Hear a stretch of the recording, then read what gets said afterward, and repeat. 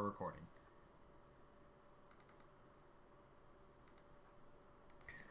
Arch. He's posting music.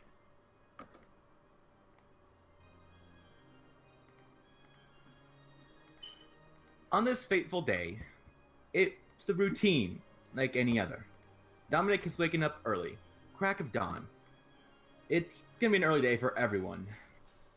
He's cooking in the kitchen, well, as much of a kitchen as this small place has. He's making breakfast, pancakes, eggs fluffed up a little special, and bacon. The scent of it wafting through the air. He takes out the plates and he sets out the table, putting the right amount of everything. As he knows everyone's appetite, he sets out glasses, fills them with orange juice. And he walks over to this little nook and knocks. Tessa, wake up, please. Huh? God, Tessa, you're... Come on out. We're gonna have breakfast in a bit. Sorry. Is it... It's so early. Yes, I told you before. I have a meeting in Lumen. I thought you arranged that you would, stay here. Well, I can't. I told you. Oh, everyone at the office is meeting. We're gonna have a big discussion about a project in Unova. Well, you put me in a little bit of a pickle. That's why we talked about this before. Sorry, just... I know. Hold on a second. As he begins to walk away, he looks over his shoulder and Tessa has immediately taken out her phone. Who are you calling? Oh, sorry, I need to talk to Colress about something. Colress, huh? Tessa, can I have a word with you real fast? What? You work these constant hours, Ed. And I don't get to see you so often. But you see Colress more often than I do. What are you getting at? Tessa, are you having an affair? What? How dare you? How dare you? I'm just asking. Look, you spend more time with him than me. I'm constantly with Abigail, and you're just never really around as often. I can't believe this. Look, I just want to... At this moment, they begin arguing, bickering. The noise gets pretty loud. And at that moment, even though Abigail's not this young, I'm still using this old sprite, a little child walks out of the bedroom. At this point, she's 10 years old. Is Abigail loud? Quiet? How's she reacting to this?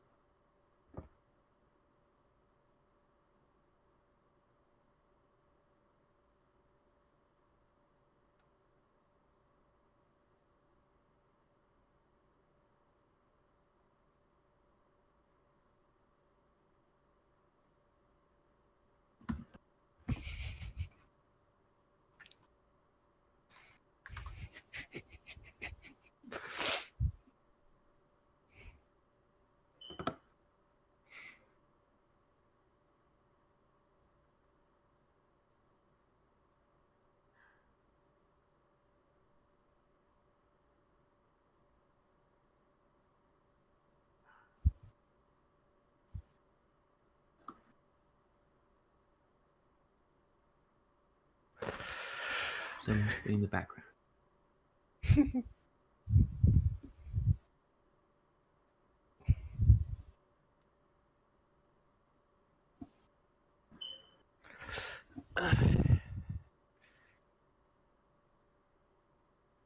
Is there music going on? Very faint.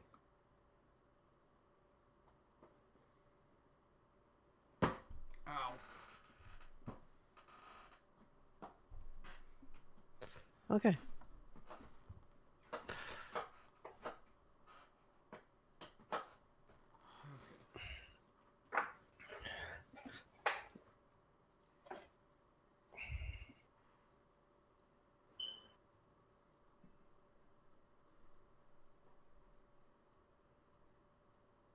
Um, Dominic turns to Abby and goes, "Ah, there you are, sweetie. Oh, sorry, did we wake you? I'm sorry." Tessa has her arms crossed and she is tapping her foot. Dominic, even though you're at this point, you'd be really big, he like hugs you and lifts you in the air.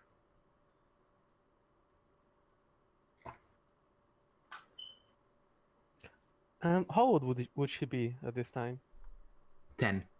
Okay.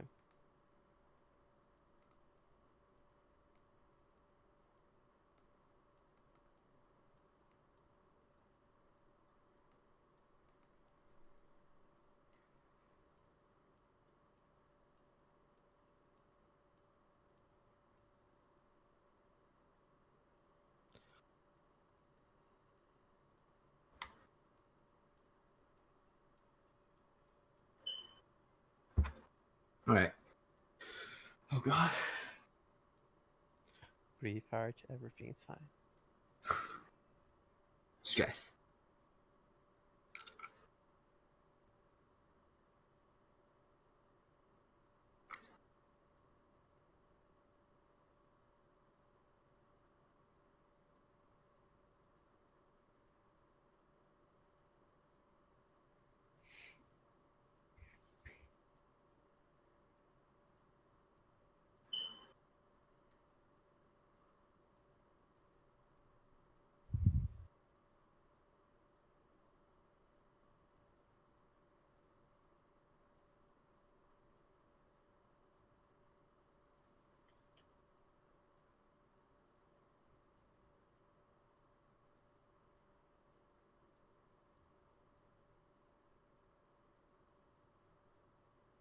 Um, Dominic laughs a bit and he nods. The tension kind of eases now.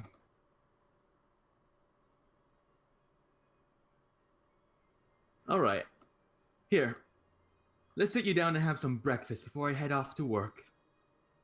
He plops you on the seat, and he takes his seat, and Tessa takes hers. Um, there is still the tension.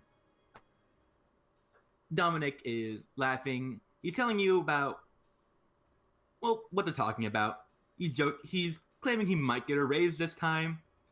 But he promises Abigail he's gonna bring you something back from Lumen.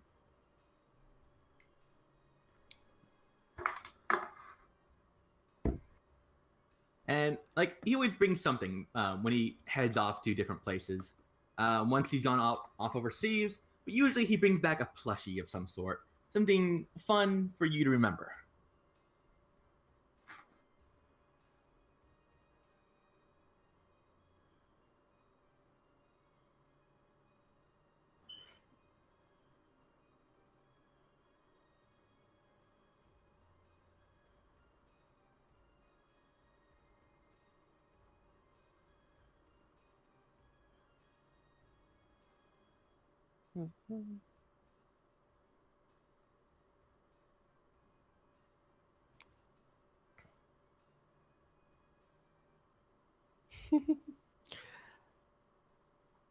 I actually don't know how much this song is fitting for this moment.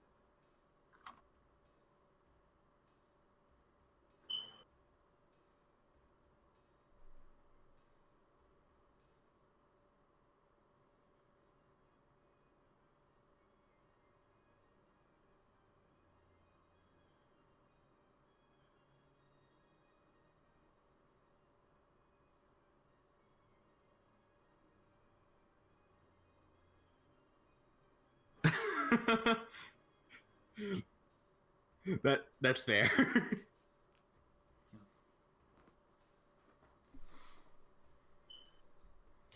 I think they just start asking for shit.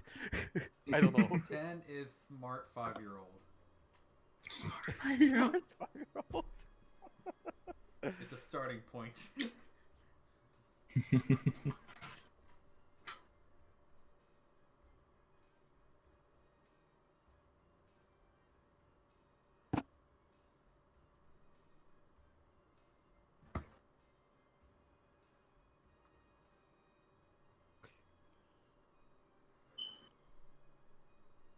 uh, Dominic leans in and he kind of scruffs your head. It's not a surprise if I tell you. Now, I think it's about time I begin to head out. He gets up, and so does your mother. They both go to the door. Like, there's a coat rack here. She takes off his coat, puts it on him, and as he begins to head out, he looks over to her and says, our conversation's not over. All right? Now just take care, you two. And he's not going to leave just yet.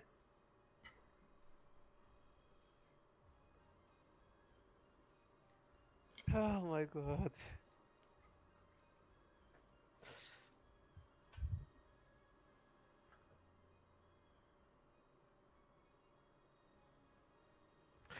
Oh, Roberto, He your reaction. he leans down, brushes your hair away from your forehead, and kisses your forehead. I love you too, Abigail. He looks at Tessa. All right. What do you two have planned today? Tessa looks to Abby and says, "Well, today is Abby's first day for being homeschooled. I think we're gonna look at some wild Pokemon out there. Be careful, you two. I heard there's a pack of Houndoom about."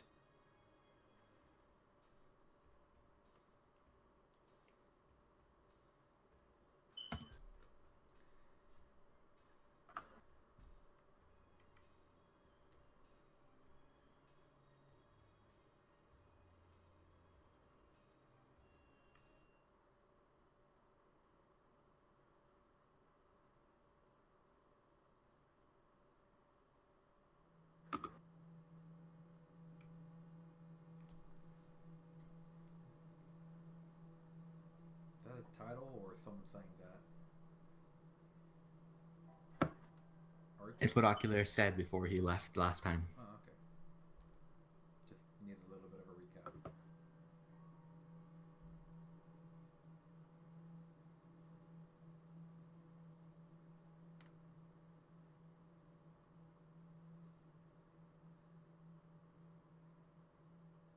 Abigail, your eyelids slowly peel open. Grogginess begins to leave you, and you open your eyes to a scene quite familiar, but vastly different. What do you do?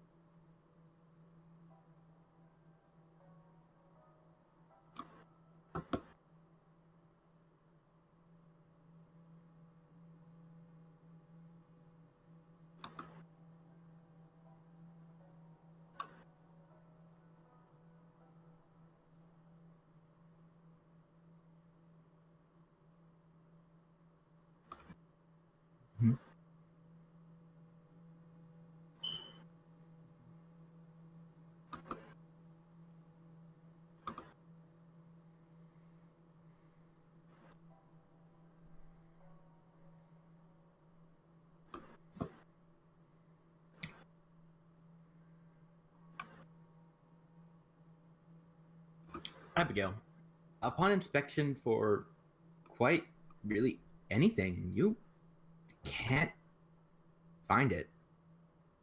Most of your possessions have been, well, revoked from you, including your Pokeballs. You've even looked down to your clothing, all foreign to you. Even the goggles on your head are brand new and reek of manufacture.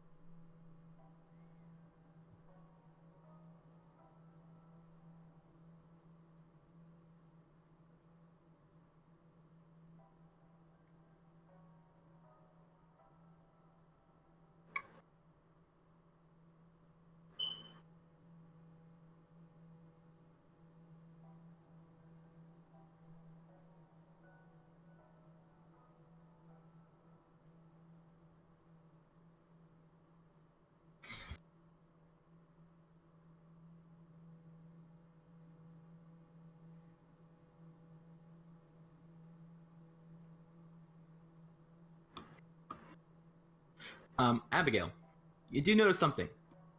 On top of this shelf, there is a small gray box with a big red button on it. It has three letters on it: A, B, I.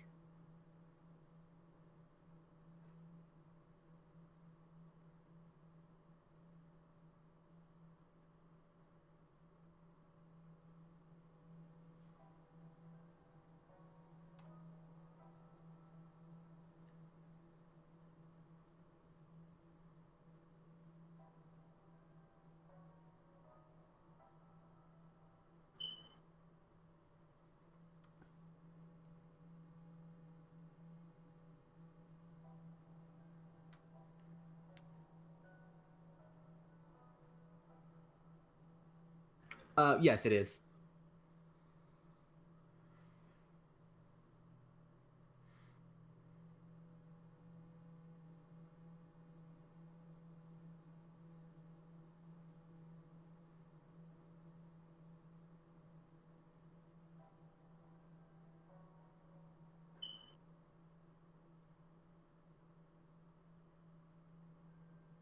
It's relatively small. Like it fits in your hand. Like if you cut quickly, There's not much on it.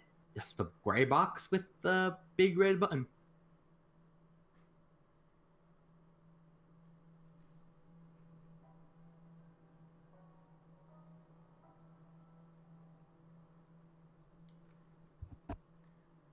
With the letters ABI.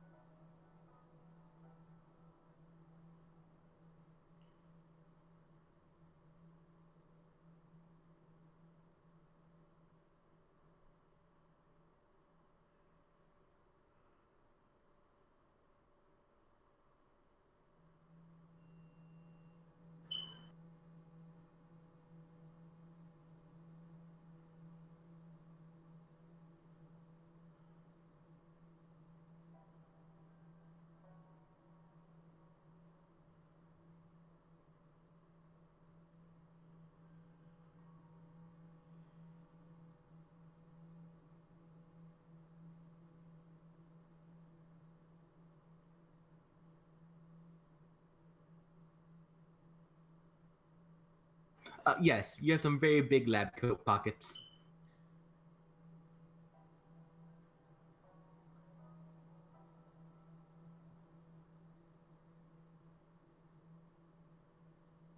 And the door is not locked.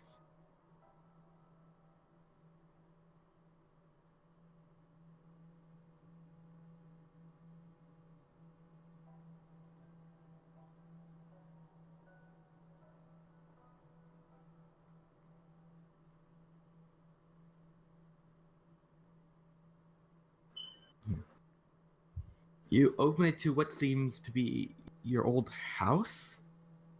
Everything seems to be exactly the same, straight down to the millimeter, except for this, uh, except for the TV over here that seems broken and shattered. Although every time you look, in certain corners, there seems to be something that looks like a camera, but doesn't have lens.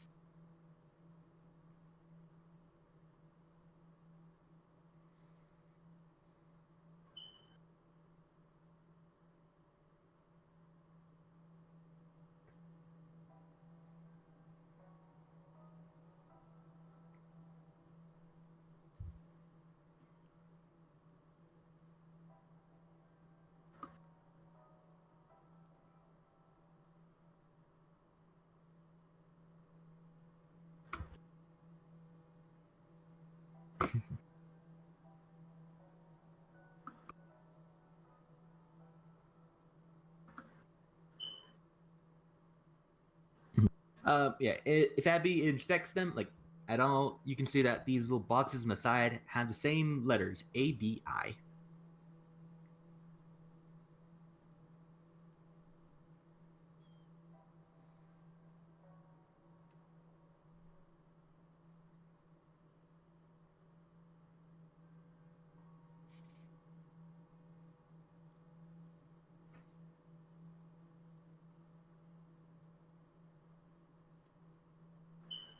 Um, Not like if you jumped, you'd be able to touch them, or if you like move the chair, you'd be able to touch them easily.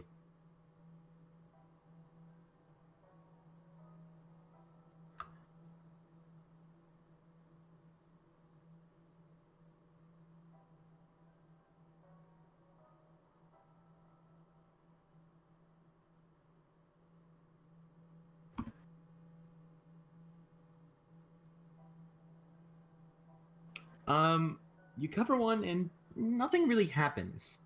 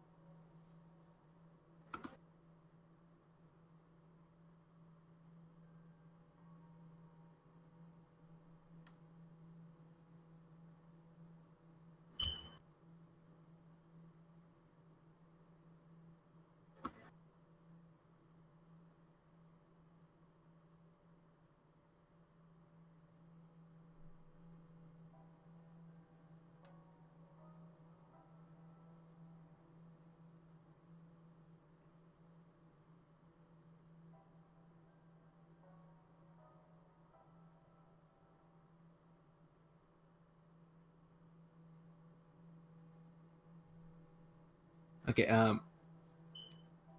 The bookshelf. It's full of, weirdly enough, the same things you remember as a child. Children's books up to different scientific texts, some newspapers dated several years ago, up to 2013, and a few magazines.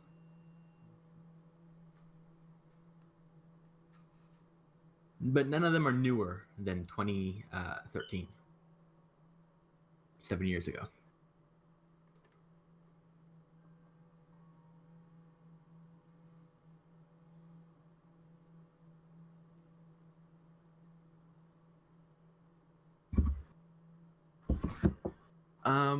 Let's see. The newspaper would be one of those talking about the steady attack and onslaught Cyclops. How they've taken even more land south of a Gallery. They've taken the, I believe it's the Lucian Mountains. And you're looking at the map, and it's actually basically the same at the same level that it is now.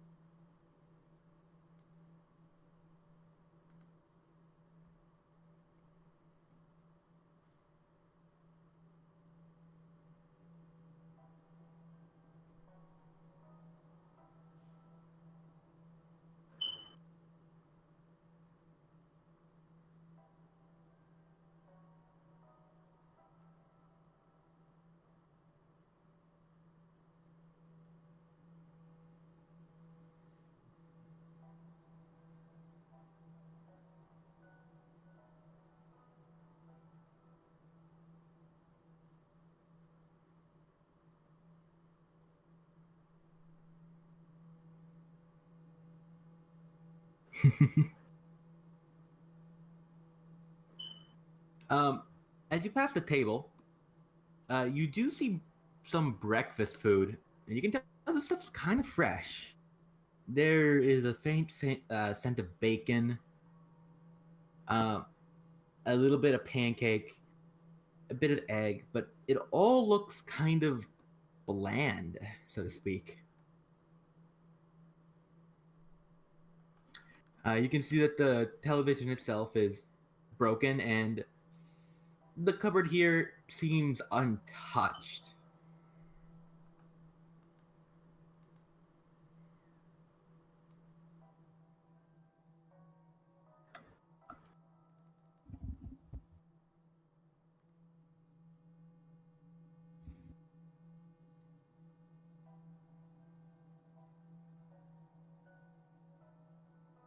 The trash can is relatively empty.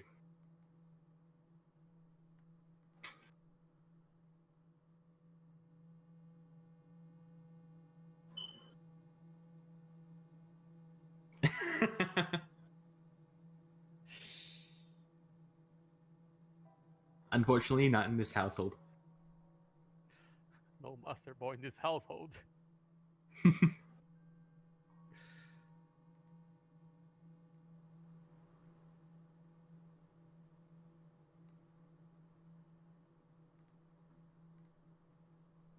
There's typical things there: cups, plates. But by looking at the layer of dust on it, it hasn't been really used properly in a long time.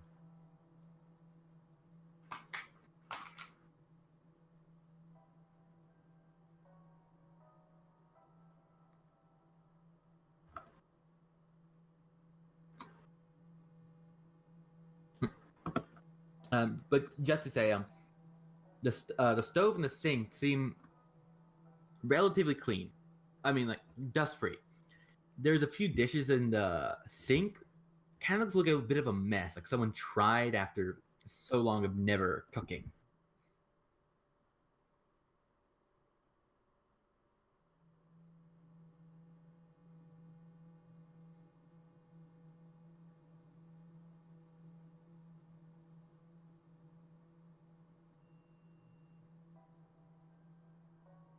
Beep.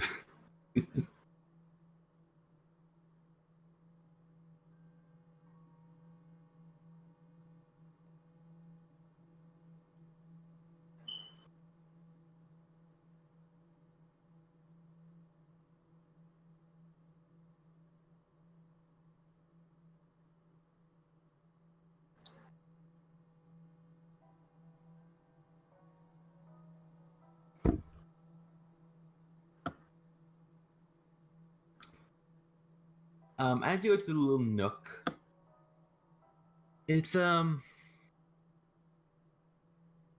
it's pretty small and, quite frankly, unimpressive.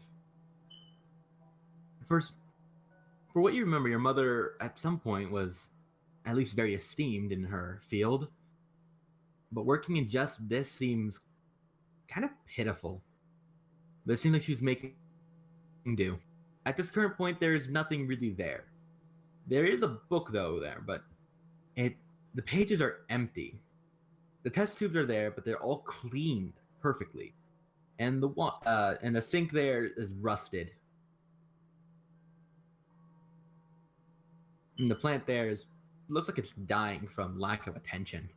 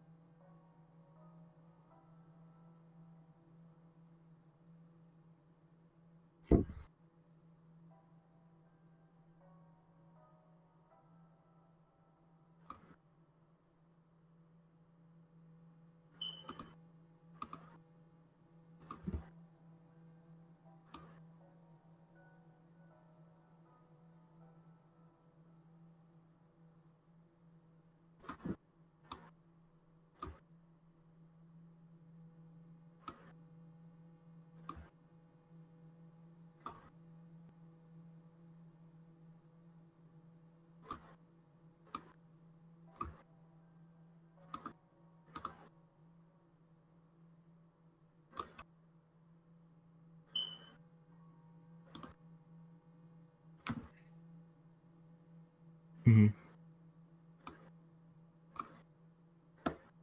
As you walk out into the living room, it all feels. Sorry, something else I forgot to note. The window. You look. You kind of look out the window, at least you could have when you walked by, or you can inspect it now if you'd like. But it is just bright, and if you, it looks like someone's just put, well, lights in front of a window that seems to lead nowhere, giving an illusion of outdoors, illusion of day.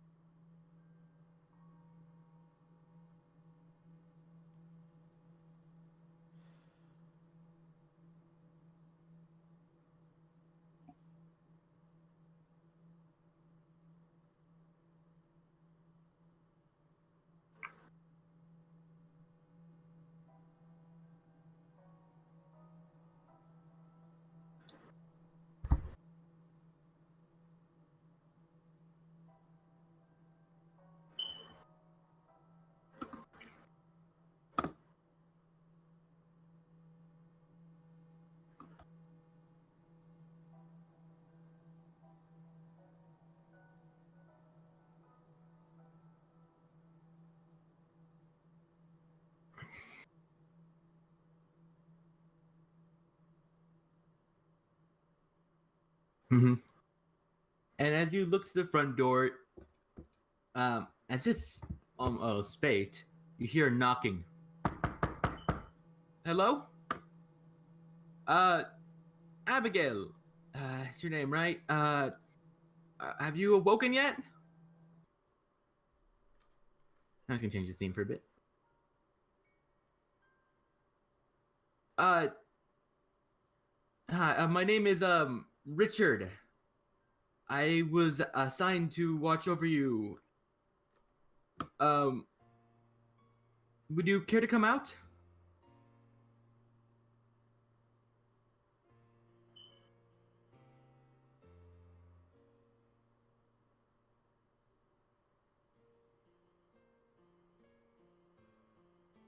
Actually, wait, let me get Richard's theme.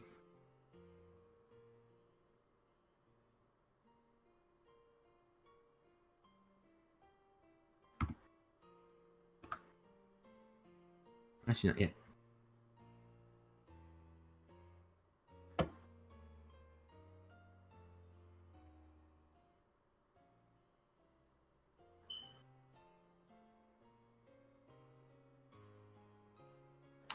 Abby, you open the wooden door and you're faced with a metal door, like an elevator, kind of. It's just a button to open it. You open it to reveal a young lad wearing what seems to be kind of like a military-esque uniform. Kind of reminds you of Pompus's. Let me get his theme. Majestic. His last name is Majestic. Yeah, I know, right? Pleasure to meet you. He salutes.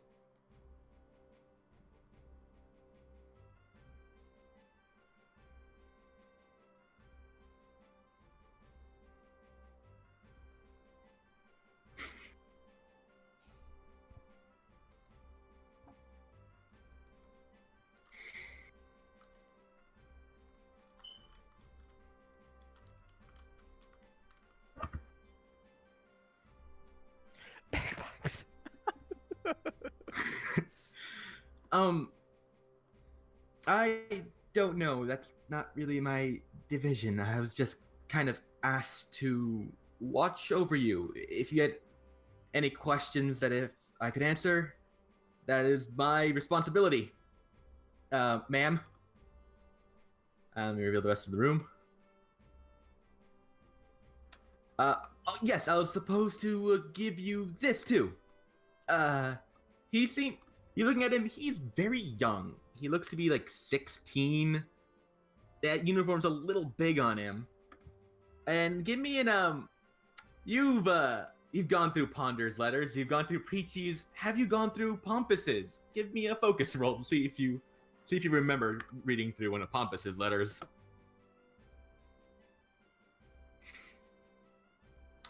And just an FYI, I am going to try to keep rolls to a minimum, just so we can, write this story, so to speak. Keep it going. Yeah. So, what you remember from a letter you read from Pompous, it's actually a little bit before you left for your journey. And one thing you'll notice when in my high society tales, Pompous is always referred to as lieutenant, but in campaign he's referred to general. Before you left, when Pompous left for the last time, he was going to receive his he's going to receive a temporary promotion, because one General Majestic was lost went MIA in battle, and he was the only person that they believe was able to fill his shoes. By looking at it, this might be that man's son. And he hands you this.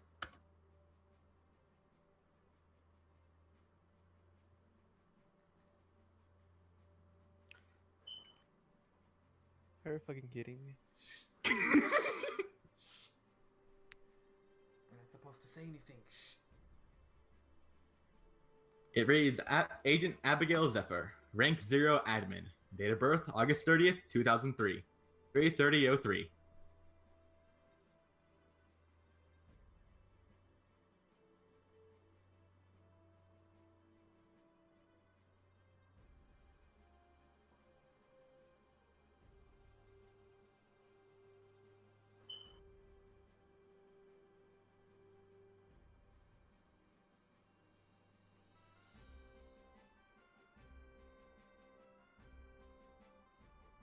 But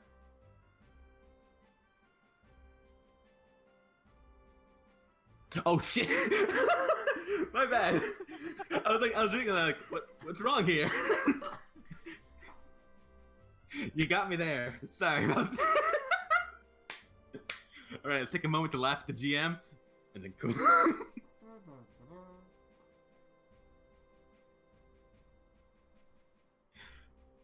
I was writing so many threes, I got messed up.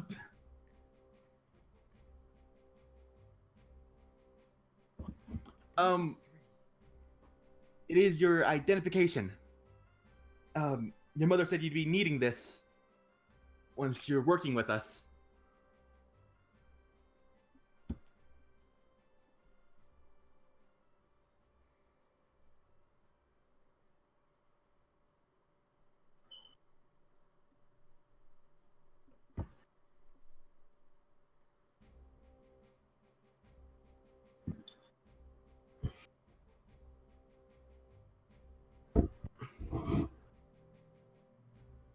Yes, Miss Tessa Zephyr.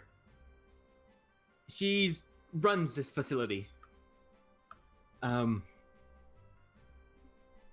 Yes, those are her personal quarters. We have different quarters. She's personally asked me to give you a tour since I'm new and I can't get into the classified material. She says she wants to get into that with you later. She's currently busy with an issue at floor 5.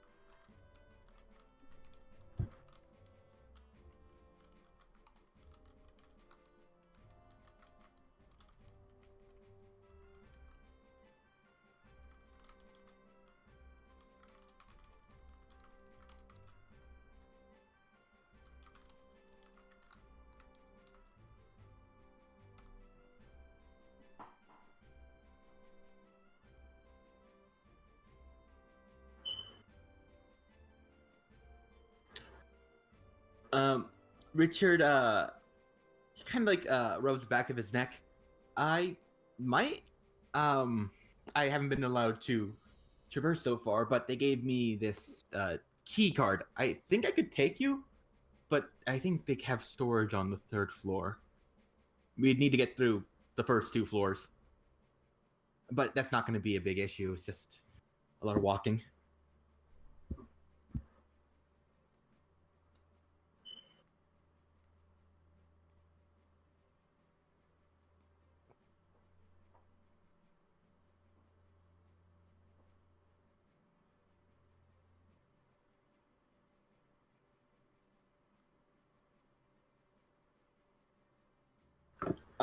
Yes, and I'm gonna do my best to give you the tour, to the best of my ability.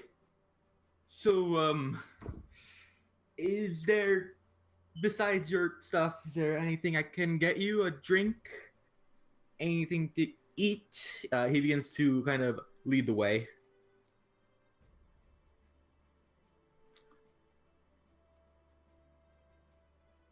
And yeah, he kind of motions around and kind of explains like little things, little tidbits that aren't really in pivotal in any way. He just stop in front of these double doors and like up there is the scientist's rest, really quarters. We just go there to rest. we don't really have hours. Well, I'm technically a guard or guard in training. So, yeah. This room is it's what are those called? Metal detector. It's gonna make sure we're not taking contraband. We're not supposed to take work things into our living quarters.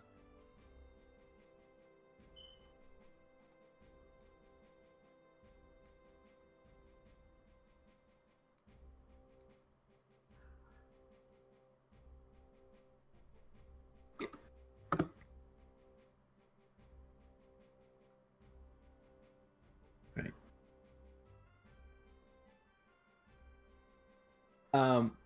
He stops and turns around. Oh, that's Tessa's personal project, I think. It's her interface. It lets her do her studies. From what I've heard, I've only heard things from some of the workers here. I've never seen it in action. It's like I believe from what I've heard, she like has modified everything so that she can work 24/7, even in her sleep. I think that's another one of those gizmos.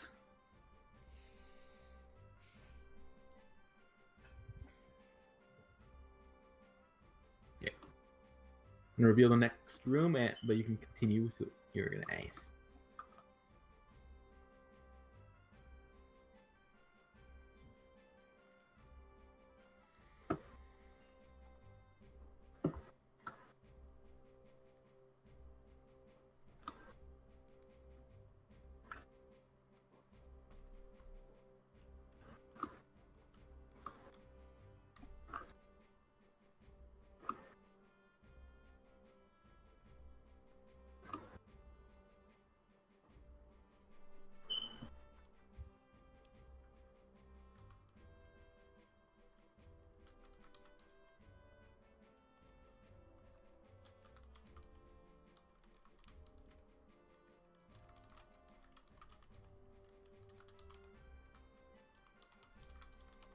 Mm-hmm.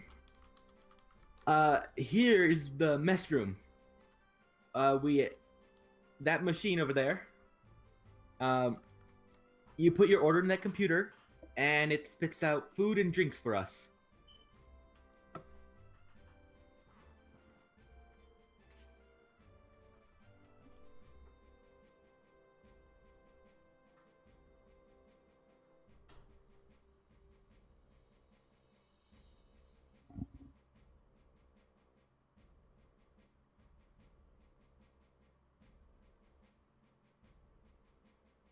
All right. Um, yeah, he offer again. He kind of offers you if you want to get something. If not, he's gonna continue on with the tour.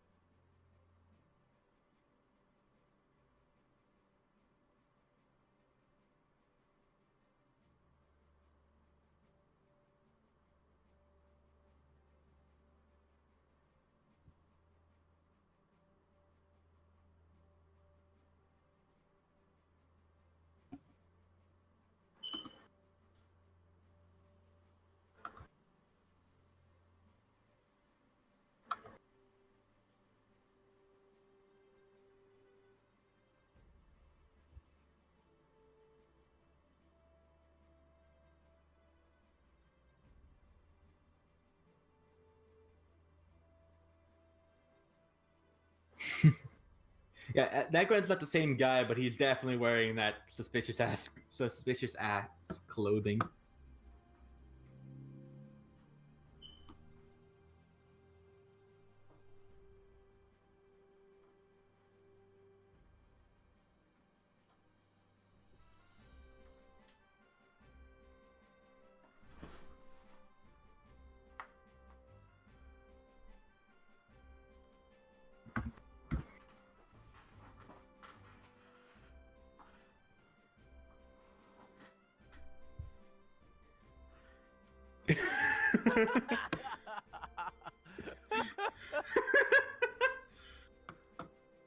Yeah.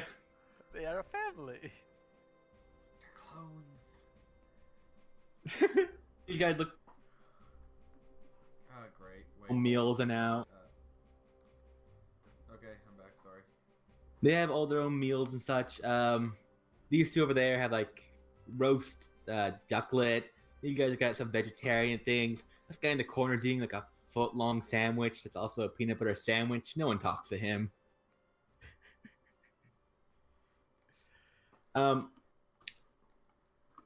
At each door, there's like a little ID thing, like a little thing to swipe. Richard kind of points to it, like, here, you should try your ID.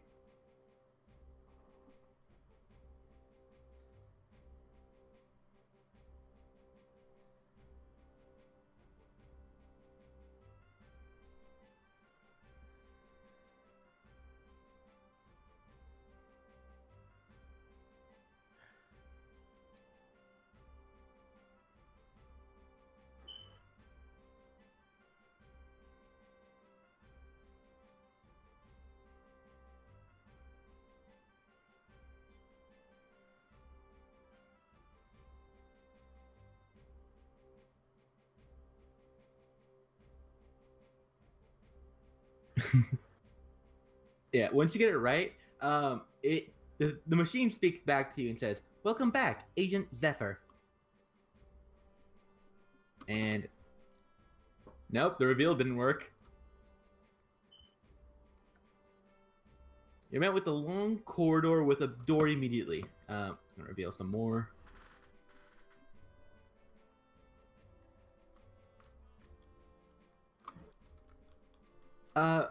All right. To our south, room load. To our south, there's some lab rooms. I'll show you that last in this sector of the rooms. This is the meeting room. If you'd like, you can take a gander. I'm personally not allowed, but you are ranked as an admin, so if you'd like.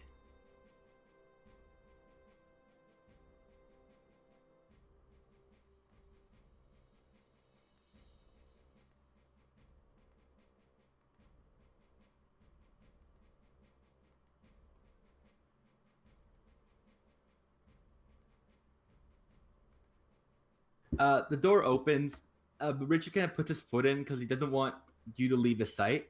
And he's like, I technically can't get in there, but I can tell you what I know from out here.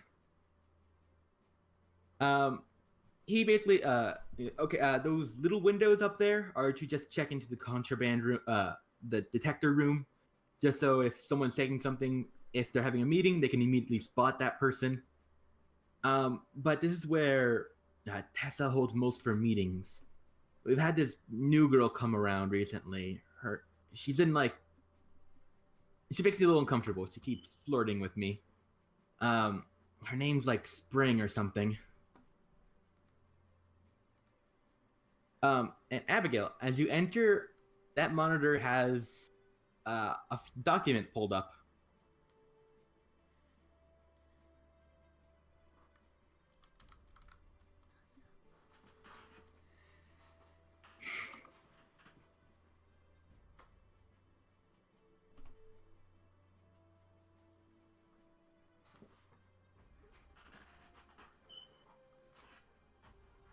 Oops, I accidentally moved the book.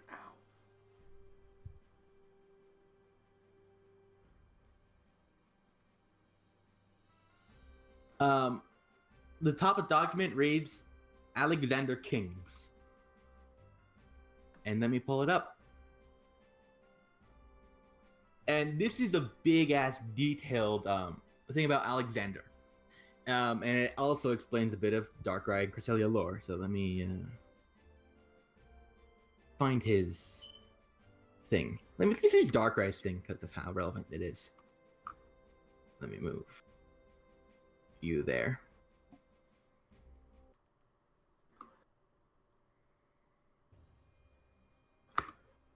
Alexander Kings. A suitable replacement for Oculaire. Alexander was a chosen hero of Cresselia, who embodied all respective traits for a mundane human. There was a day when he joined Revolution to help pursue his ideology of heroism. One day, Cresselia and Darkrai entered to battle once again, over a feud centuries old. When they dueled this time, they both selected their respective warriors by spreading their blessings to the dream world. Cresselia founded the strongest links and most diverse ones around the time of 2008. These links include Alexander Kings, and there's a list of more names that are relevant. Spring Lockyer, more names.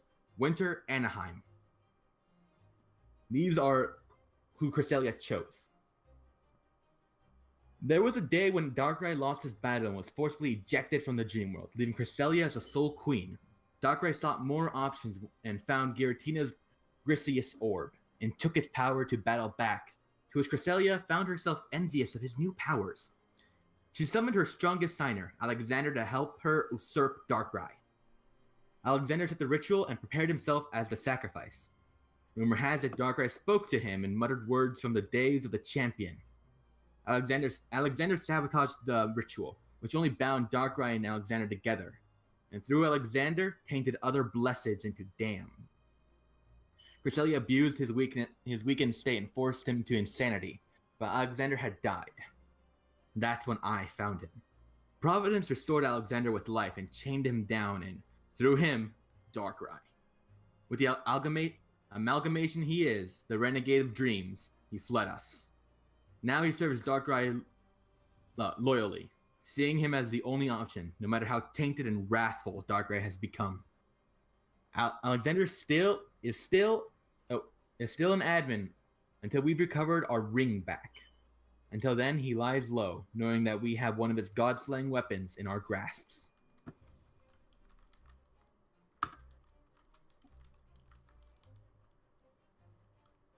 So that's what you guys gather. That's what you gather from that.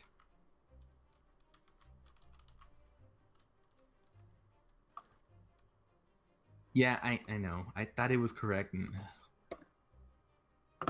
Grammarly did not save me.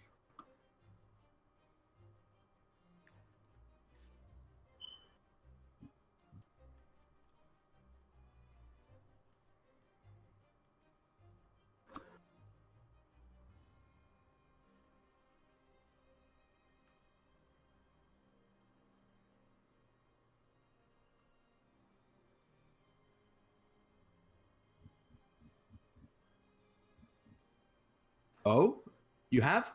The door shuts behind you. He's like, oh, I hadn't heard much of her before. Yeah. I've just kind of been, for the last 2 weeks, I've been, not 2 weeks, sorry. Like, last 2 months, I've been kind of held up in here. Helping as best as I can, but they just kind of use me as, like a fetch boy. Kind of insulting. He turns the corner, and at these doors, he personally unlocks them. Let me just reveal areas.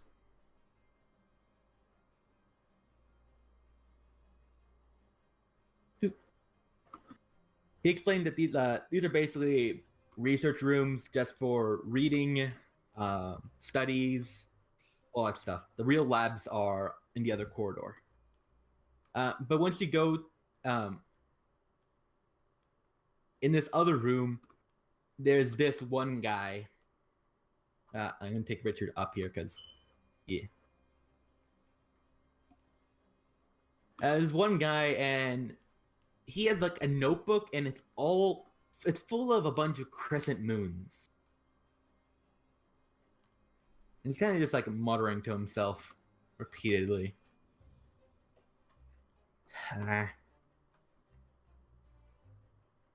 How can she be the No, she clearly isn't. She doesn't fit the general requirement. What is Alexander? And start that search again. Would you like to enter the room?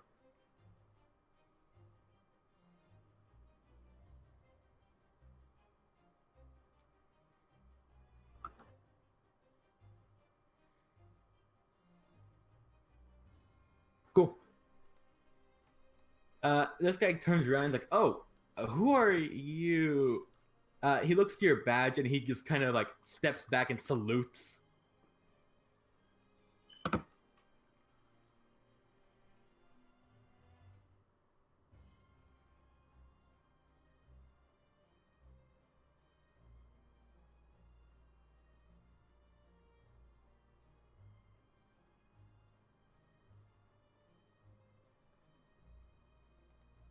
And I'll change it back to his name, Majestics.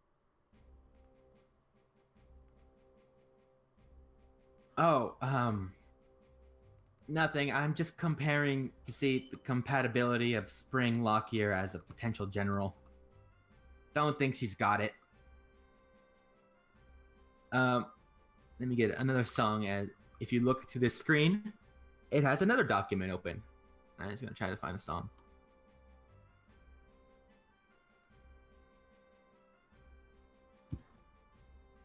And this one is appropriately named Spring Lockyer.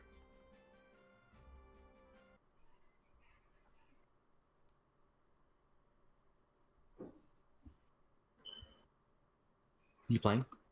No.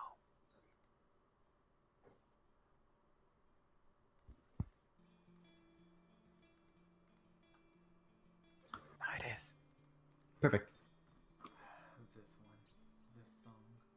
Spring Lockyer, a gifted girl who joined us recently and replaced Ymir in the council. She recently took possession of Alexander King's Godslayer's sword, and surprisingly enough, it took new form, a glittering scythe paler than the full moon.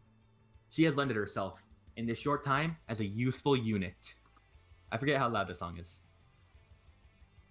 Pretty metal. Yeah. She's taking over where Eben failed. While Eben tried to find a way to expand the mind lock technique, Spring will work to bypass it. If she can get past Cresselia, who is currently preoccupied with punishing Darkrai, we can spread Providence. Luckily for us, Spring joined us in exchange for the 2 children Ymir had. We were done with them anyways, so for her, they keep their lives. She's already embraced our way, and it's a lot easier to manage than Ymir. With such emotional overload, she is only consumed with lust, not bloodlust. Meaning we won't have to constantly move her from around each time she gets horny. Jokes. Recently, she has taken a new interest in Alexander. She considered herself his rival before, but from her vantage in the dreamscape and the void, she has grown furious with how Alexander is interacting with her younger sister Winter. There's something personal there, but I don't care.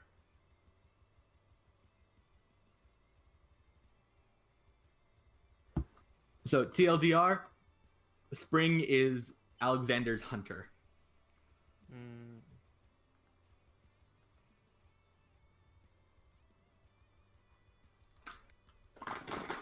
Okay.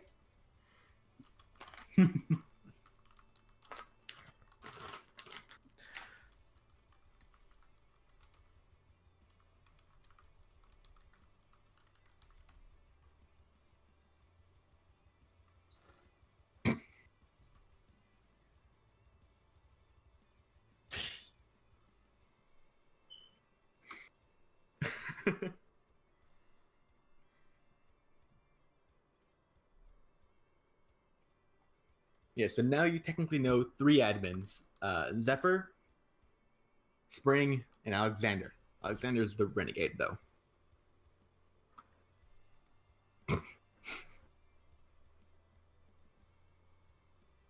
Mm-hmm. Yeah, this man is just kind of like looking back to it. He's looking at like a bunch of books on Cresselia, and he's like shaking his head in disagreement. Richard said, turns to you like, I think we should leave him be.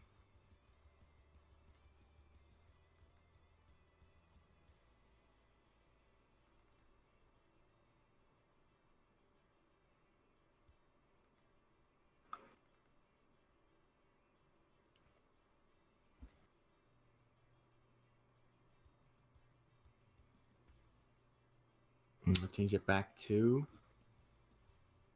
Majestic.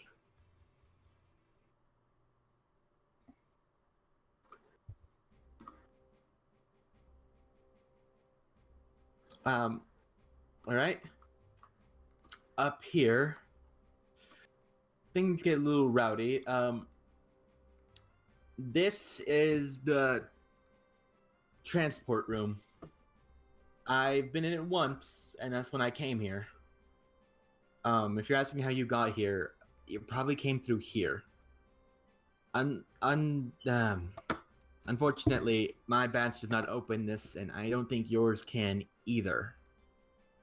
Since you're level 0 admin.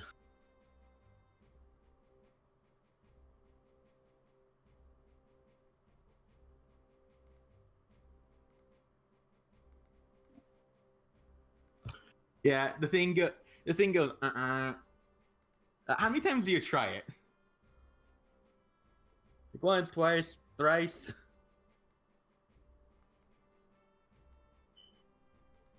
Okay. Richard nods, and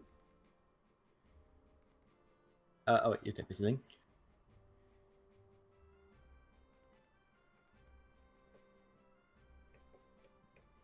Um,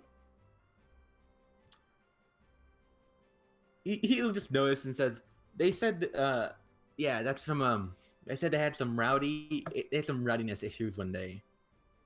I think they said they brought you in, but you were out, so I'm not sure what that's about."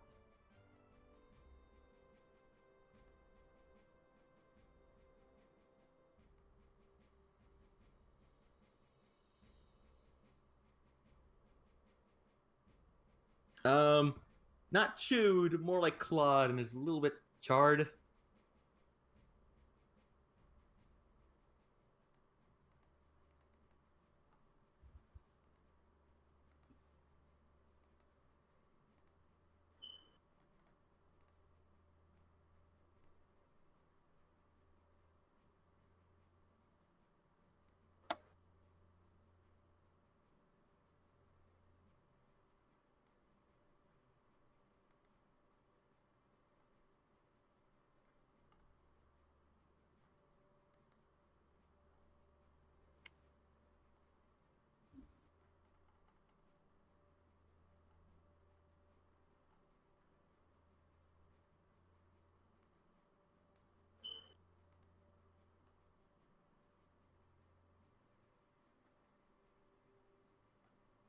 Uh, I understand.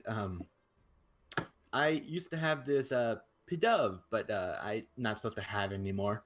And Abby, I'm just gonna drag you down to the other door real fast. I'm gonna shipping you guys. Dude. And as he opens this one. You didn't shift thing. Did I not? No. Okay. Okay. This is some of the major scientists' labs here. No, if it won't reveal.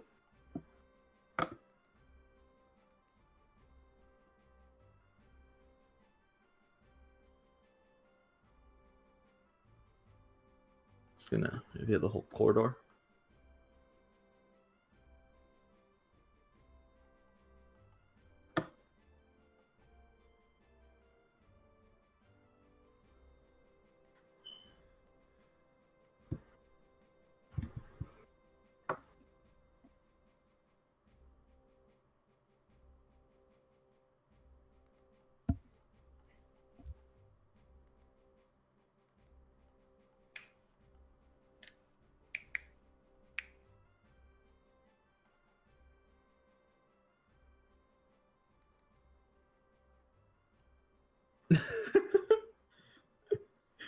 That's fair. Um, as you walk by, the walls are lined with graphs, like a gaggle of information. None of it seems to even make sense to you. Um, some seem relevant, some seem just out of nowhere. And Richard just kind of like shrugs it off. He's like, I'm not scientifically inclined to anything. And I'm rarely allowed to come here. This is more of a privilege since I'm guiding you. So, gonna make the best out of this. Um, most scientists in this area have earned your mother's respect, and she allows them to work in this corridor. On it, there's there's nameplates, but they don't seem, as a GM, they're not relevant. Uh, yeah. This is just a generic one. This and let me get my words straight. Basic. Actually, let you respond because you've been talking a lot. I've been talking a lot. Okay. Bobbery himself. No. Richard looks in. Like, this one is working on a fusion machine, well, core thing, I think. Yes, and I'd be glad if you didn't keep busting into my room. Sorry, I'm just trying to give a show. Really? Look, I'm trying. In this screen, there's some more info. Let me find that theme, though, for this person. I don't know where their old theme is, so I'm going to use the new theme. I mean, I don't know where the new theme is, I'm going to use the old theme. This one reads the alpha subject. It's a little different.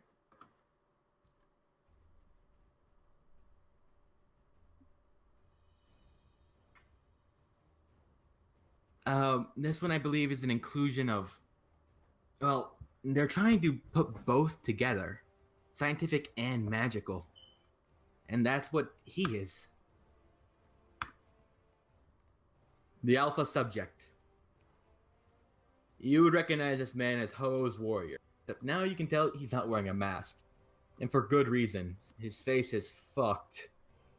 With scars, and you can see a lot of bone. And I'm going to read the thing now. After many years of researching and testing, I've been able to take this subject, linked to the gods, and form a perfect human Pokemon weapon. The core in his chest allows him to push his fusion capabilities to the maximum and consume more and more until he overheats. Once he overheats, he will eject all foreign entities, but keep his god auras intact. His core is the most perfect fusion stone we've designed and created for testing. We call him the Alpha Subject, the first of his kind.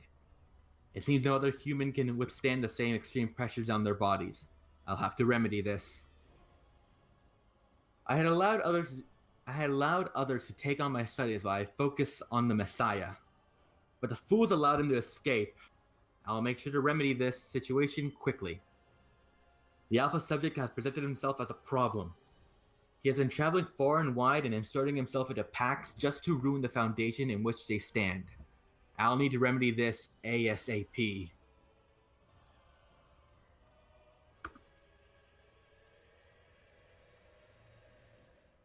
You see, you look at Redshirt, he's kind of shivering. He's like, I don't like that picture.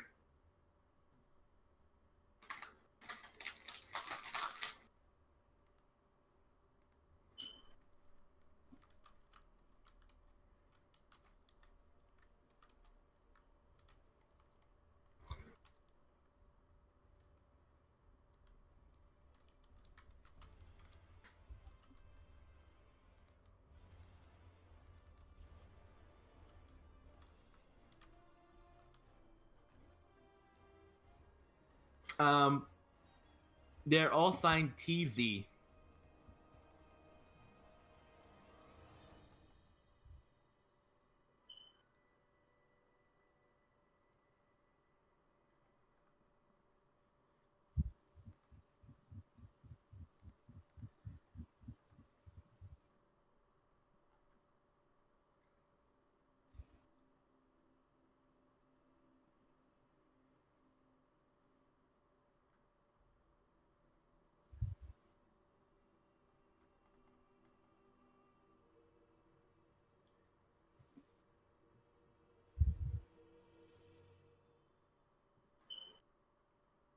Trouble for everyone, in fact.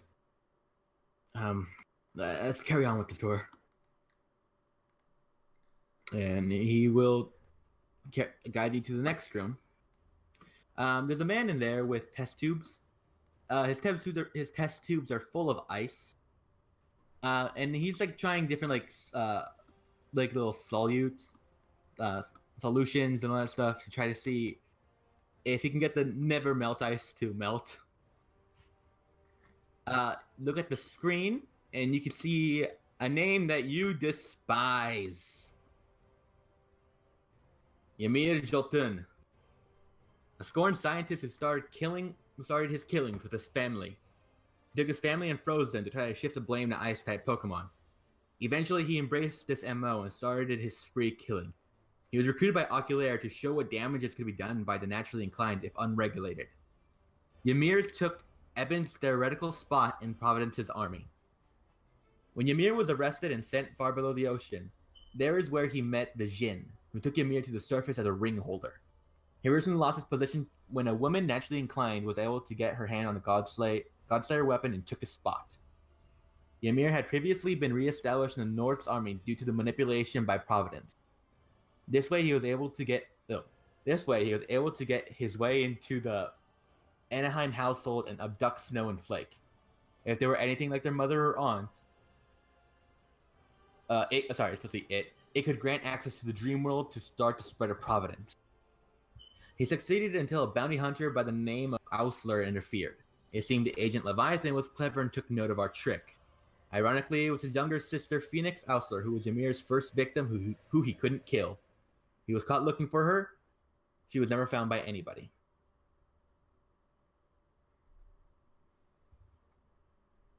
So for Roberto, who's listening, Yeah. When you found him, he was hunting down the one person who escaped him. Okay. Thank God.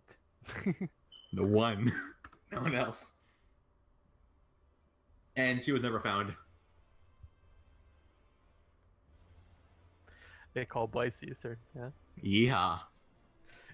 Yeehaw, motherfucker.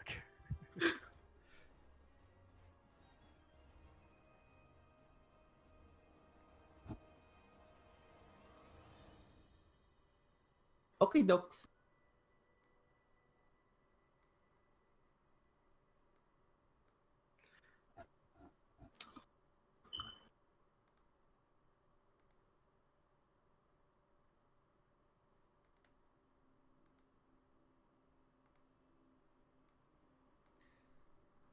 I really want to do something in the background, but I have to keep shifting in order to do it, so I can't really do anything. Take out your phone. Can I say something? But Yes, have you to may. want to pay say. attention. The pronunciation is Yotum. Fuck you. Use Jim, so it's canon now. I know. I never said something like that. This is the first time, actually. You learn something new every day. Yeah, I know. Jotunheim, the realm of giants.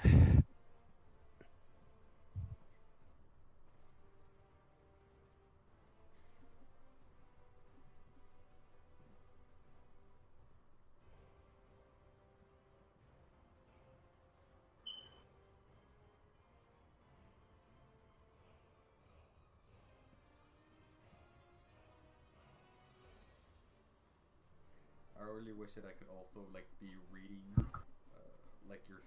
your Team High Society story or playing Super Smash Bros. But no, I have to be cameraman.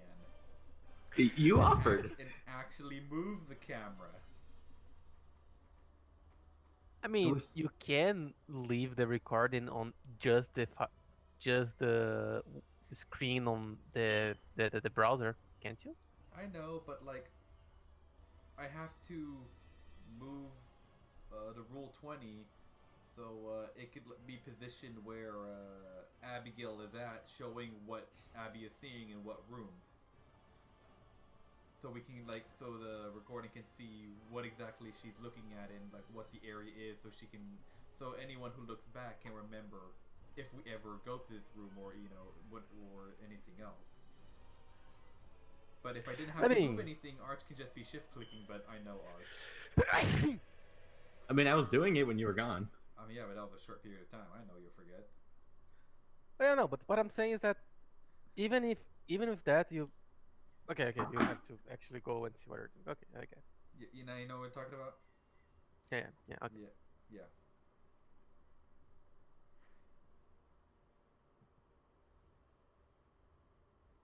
Hello. That's fair. Okay, that is back. Okay.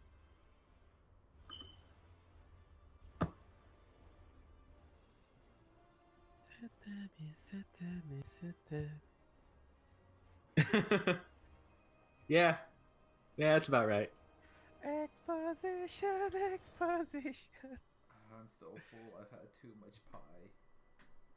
There's only one last big exposition, and it's the shortest one.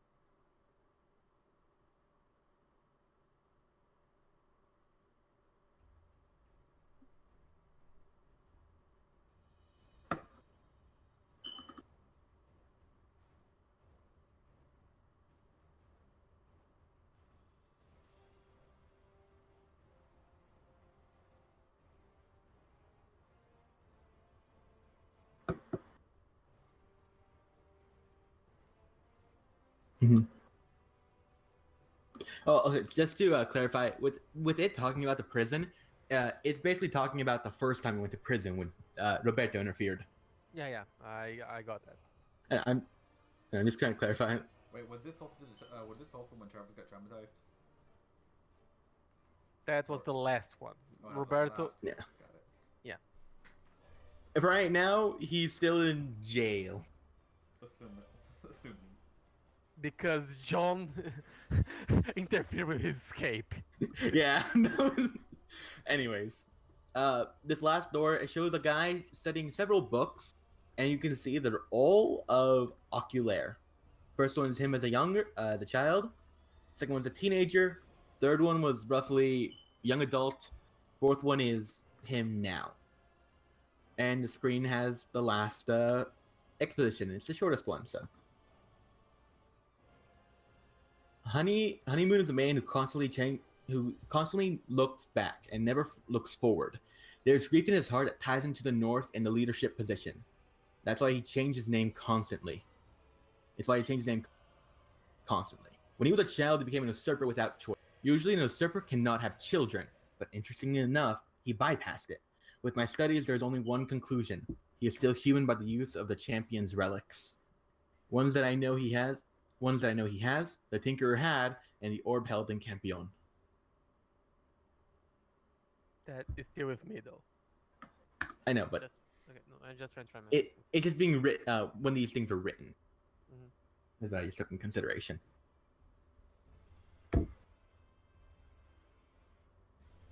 So yeah, he has a relic that you guys might find interesting. And then and let me put on Majestic one last time.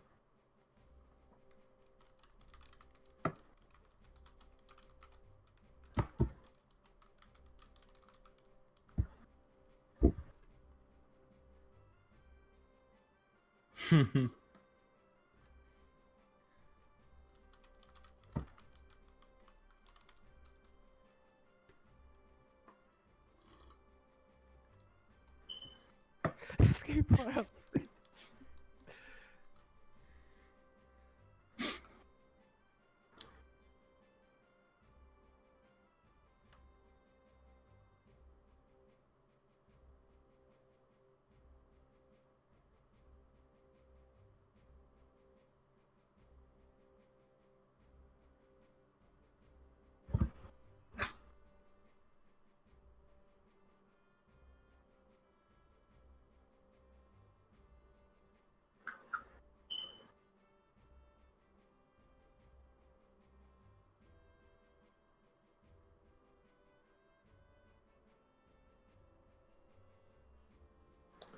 Yeah.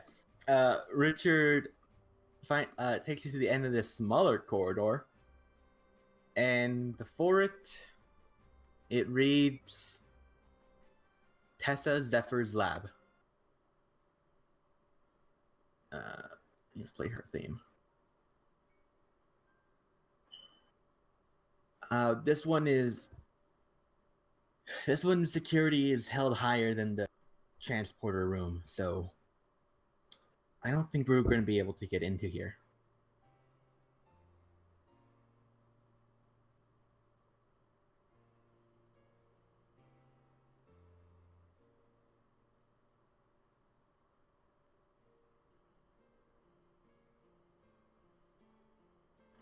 You try, and immediately the thing just starts beeping kind of rapidly, and a little partition up here in the wall opens up, and one of those weird camera-like things comes out that you saw in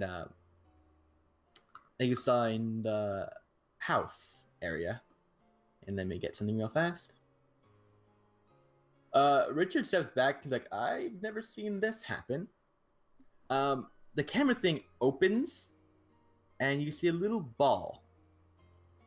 The ball itself projects a light, and a figure appears before you. Behind you, I meant to say. Hello, I am the ABI, Abby. This room is currently closed for you for any public or other private entrance. Please turn around.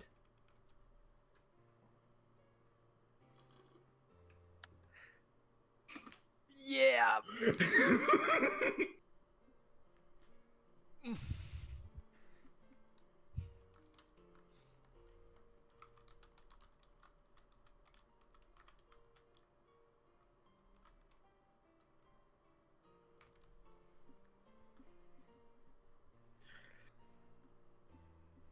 Yeah, Abby, as you look to the ABI, the Abby, you can see that while it looks really close to you, there's only there's like slight things that are off.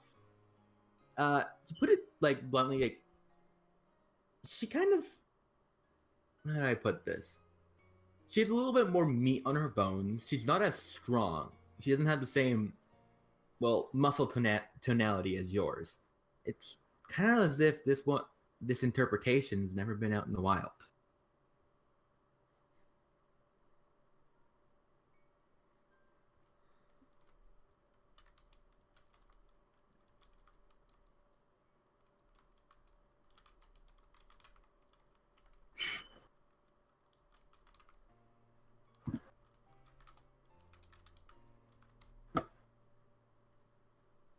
Mm-hmm.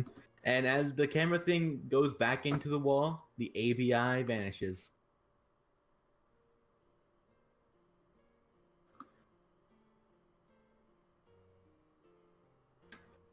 Richard just stands there and he's like, that's a little uncomfortable. Abby, how about I take you down to the next floor?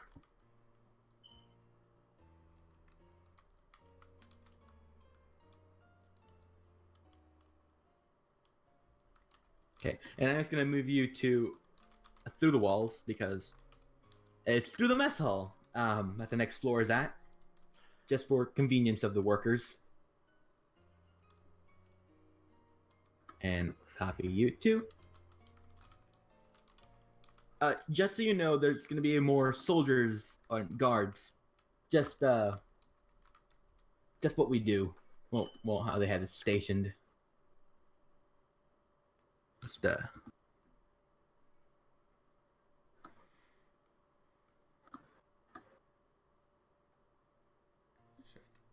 Shift click.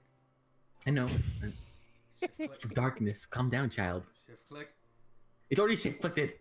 Oh, you. There's one guy who's just kind of like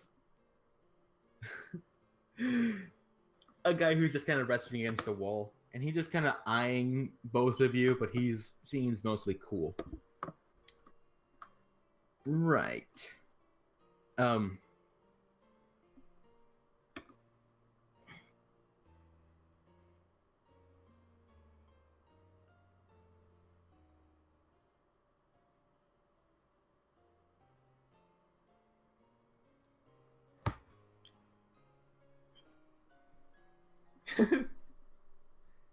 Richard takes you down to the end of the hall where the door is. It's kind of hidden in the shadow. He explains. This next room is really large. It's the big collaborative room. It's this way we can share information fastest by working in the same room. And I'm just gonna begin to unlock the corridor after that too.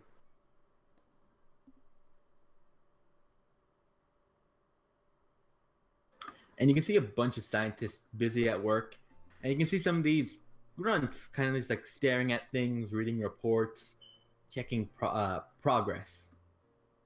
You can see a few Pokemon too as you walk around that are also doing their due diligence.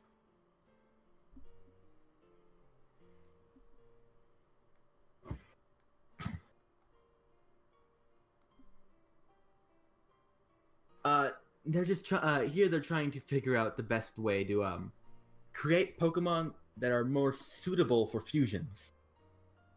That's what I've been told, and I'm pretty confident they're not going to lie to me about that. That's their whole everything here, basically. This whole facility is based on one concept.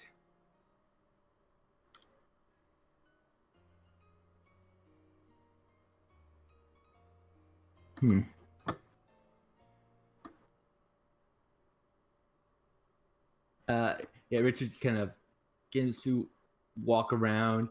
Grunt 3 looks at him, and Richard like tips his hat. He's like, "Good sir."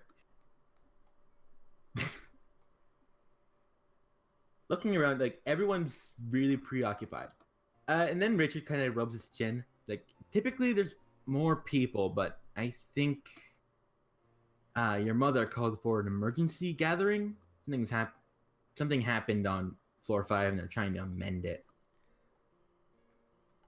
I don't think it's anything major, but it's I think it's a risk of loss of progress that she's worried about.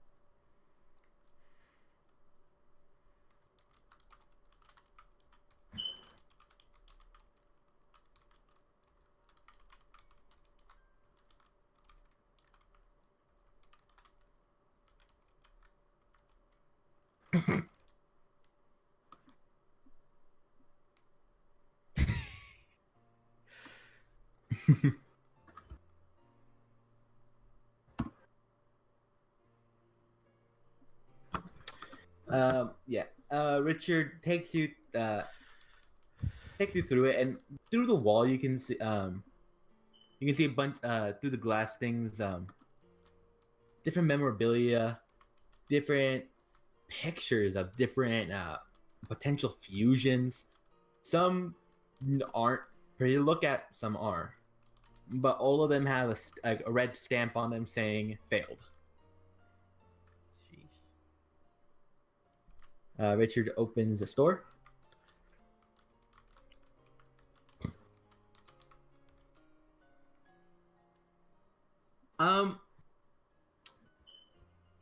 Yeah, there would be one, a fluffy one here.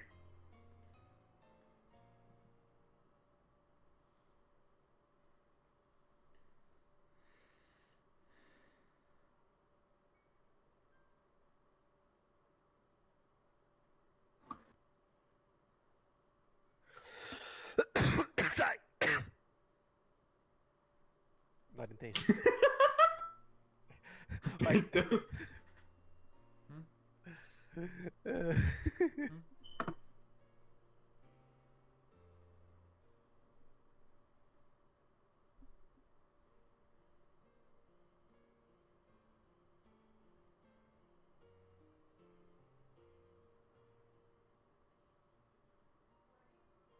Um, Richard takes you to the end of the hall, and at this point, you see he's kind of nervous. He's a little bit trembling.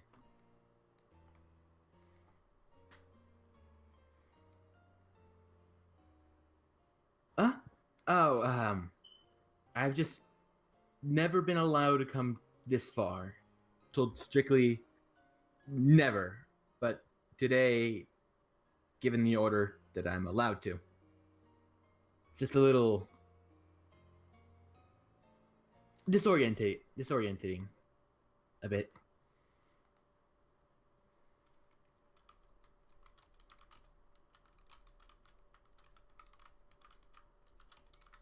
More or less, they told me what's down here, what I can go and what rooms are available. It's not going to be too much. Oh, oops. Not going to be too much to show you. I believe your mother wanted to show you the rest. But,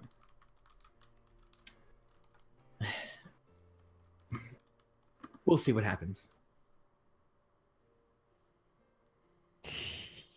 And he's gonna stop by this door over here, and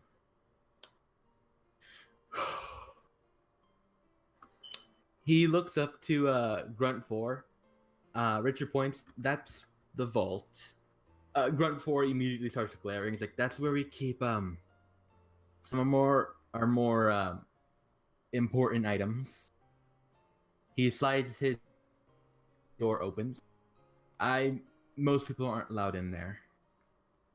Even our new admin isn't allowed in there. All right, and I'm gonna copy it too.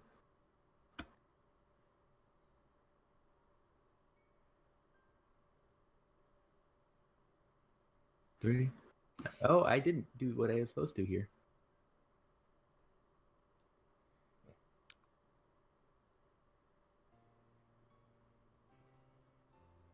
Whoa, what the fuck?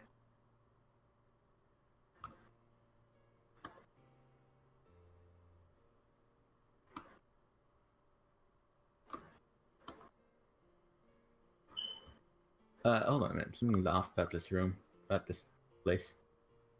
Did I mess up? Maybe.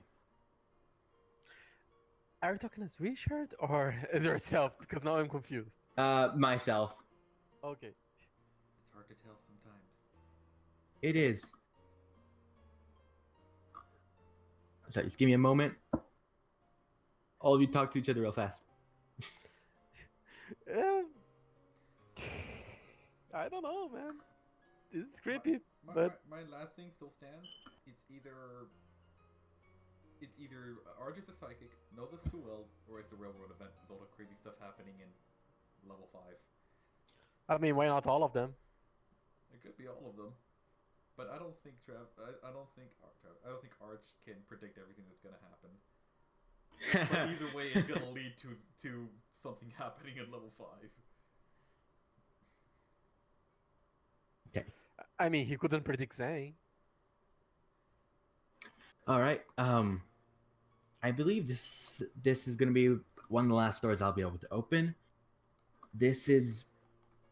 Well, we passed your mother's laboratory. These are her more private dwellings.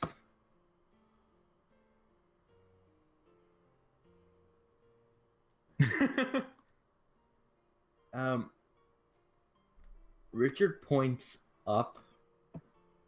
That leads to level 4 and level 5. I do not have access to get down there. Level 4 itself is a bit of a mess. This place, from my understanding, was built into rock, and from there they just built on and on and on. It is poorly managed and built.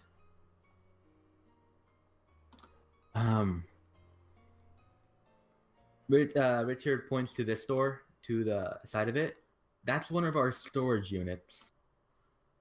I don't know if you'll be able to open it or not.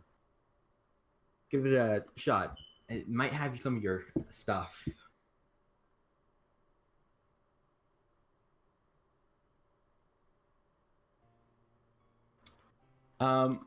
It rejects your card. And then Richard kind of like looks at it quizzically. He's like, that huh. Out of all the rooms, I thought this one would have been open for you. That's mildly irritating. Even I'd admit that much. Here, let's go south.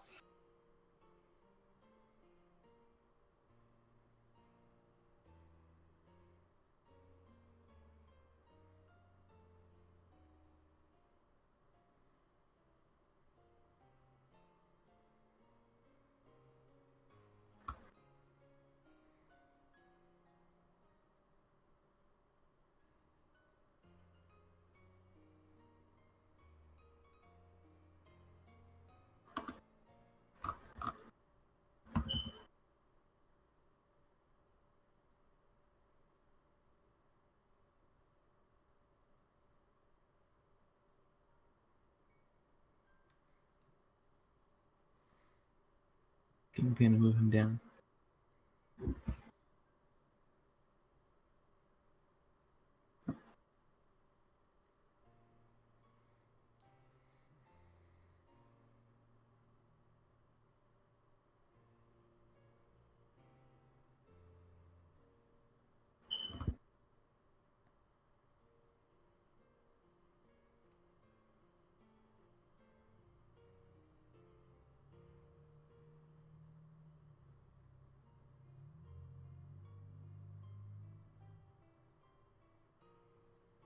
Mm-hmm.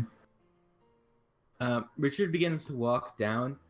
You don't need to give me a perception check, but you hear something above you. And like Richard looks up. He's like, that's weird. Huh. Is something wrong with the vents or something?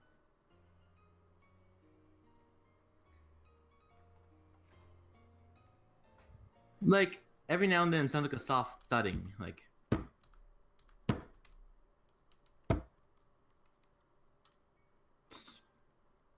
it's weird. Yeah, it's more like above you than should be.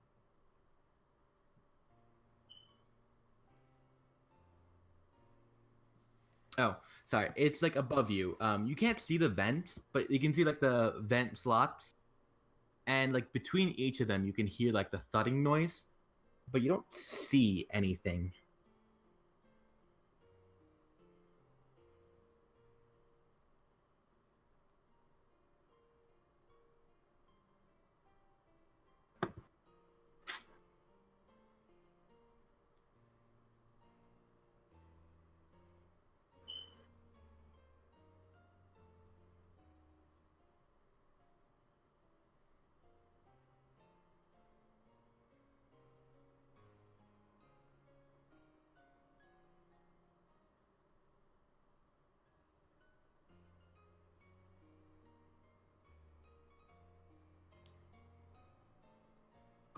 Richard looks like I don't think so.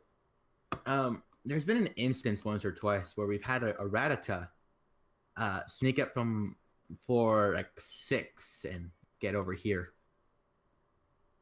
But that was like on my first day. Nothing like that has happened since.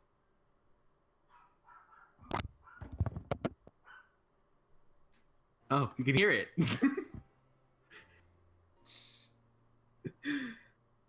Kidding.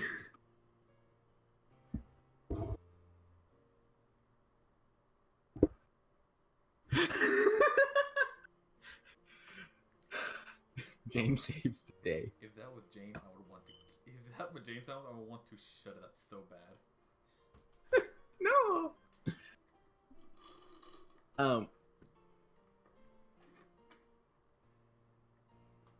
Small pup.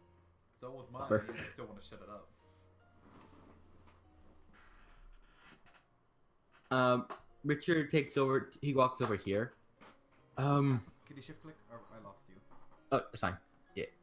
Oh, there you are. This room is your mother's special testing labs. I am not allowed in there, and I don't think you would be either.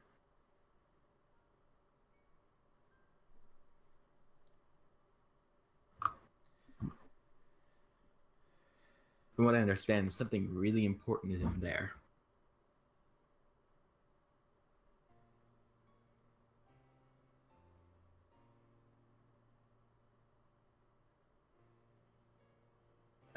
It declines you. And Richard's like, yeah, I think you're gonna need it's the higher badge than mine or yours. It's just what the I thought that was you hitting your head. um, you hear a large thud coming from that direction. Richard turns around. Uh, he kind of like looks cautiously and the door opens by itself.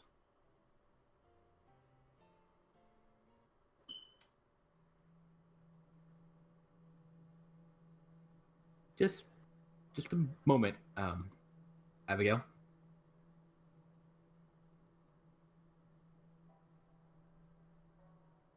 Richard slowly makes his way forward, and he's just kind of he's adjusting himself in such a manner. It's like weird. He's like tugging on his shirt, messing with his cuffs. He seems really nervous about this. He looks to you, and he goes, "Just wait out here. I bet it's nothing." And as he passes the threshold alone, the door shuts, slam. All of a sudden, you hear him shout. You hear some banging of materials, and then you hear a bit of silence.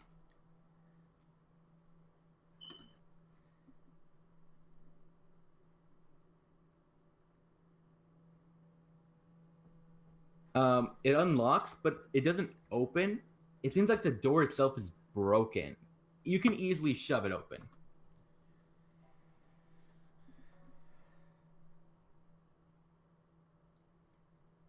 Yeah, I'm just trying to get the reveal here.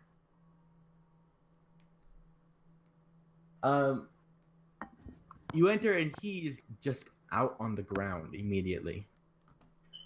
You look around and you can see the vent system above. You can see that it is slightly off. But on Richard's chest, he has a key card.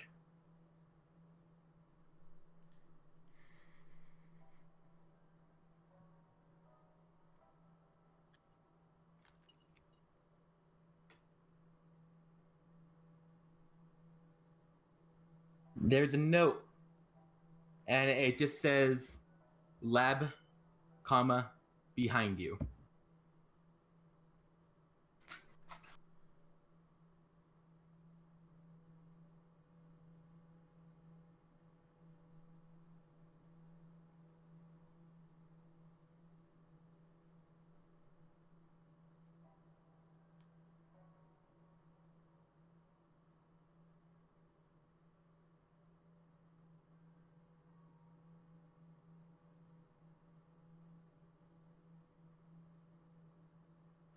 He's still alive. It just seems like a few well placed hits rendered him unconscious.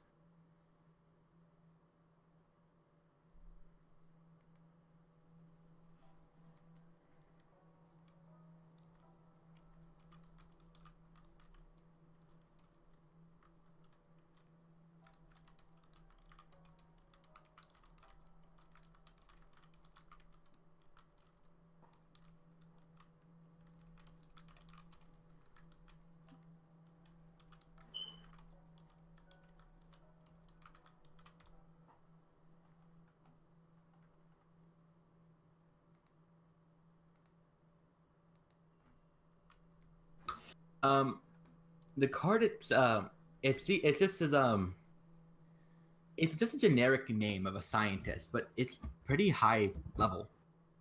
Not high, but it seems more advanced than what Richard had.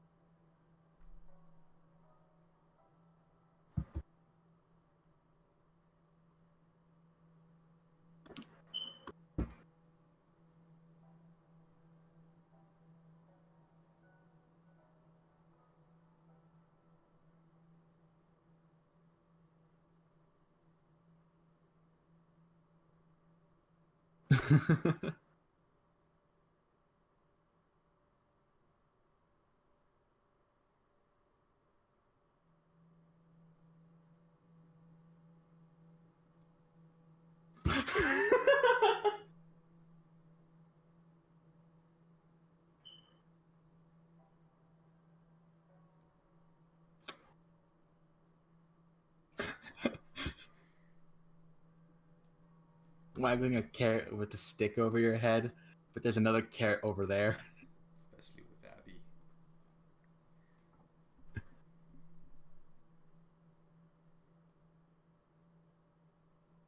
Did it reveal? Nope. Ah, roll 20.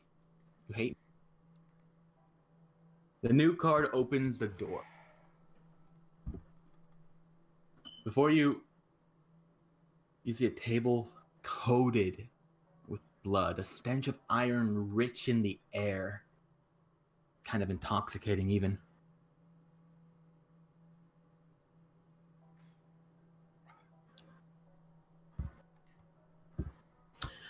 Papers on the desks run with a bunch of names. You see little. Yes and no. There's old blood and new blood. Months to, well, like years to months to days. There's also a lot of the floor gets really wet around the table. The papers on the desks all say different things about the Messiah. Something about Messiah blood, Messiah skin, hair. You see little tubes full of blood. You see little, well, glass packages. Look like it has skin. Oh. The spook hour spooked her.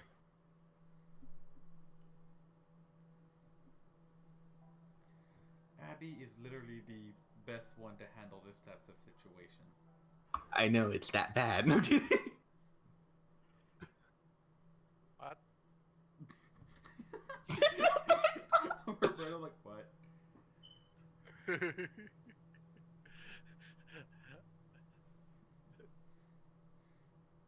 I mean, Roberto, it's okay, but you're not impervious to everything. Abby lives in these types of situations. It's like an extreme hunter. Like, I know, so, she's a better tracker, but Roberto's fine with blood by this point. At No, this it's point, fine. dude, I'm pretty sure there's like a lot of things like most things that are like almost PTSD inducive at like a little bit. Yeah. He's like, cause you're just a detective with not that good of a living situation. Abby lived in the woods with a pack that dealt with gore and blood as a way of life. Oh, yeah, no. In that way, yes. Yeah, it is way better suited. Exactly. If So seeing blood wouldn't even phase her. Roberto, it could wear you down. yeah.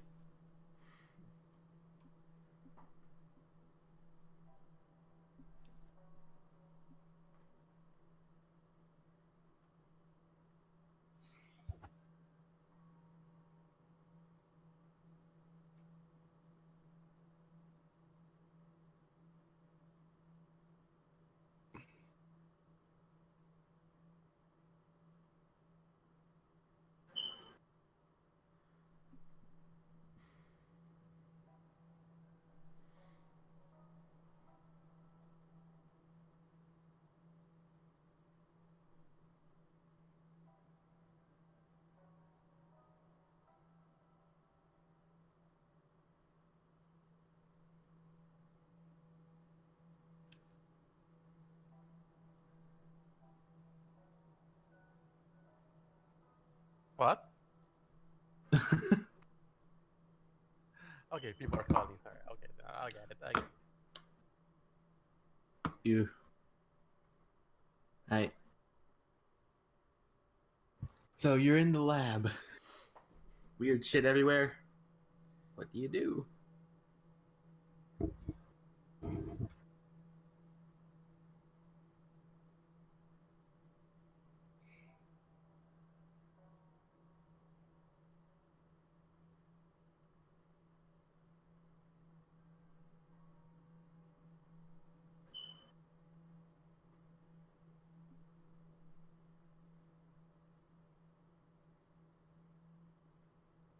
It all mentions the Messiah. It doesn't say a name, just the Messiah.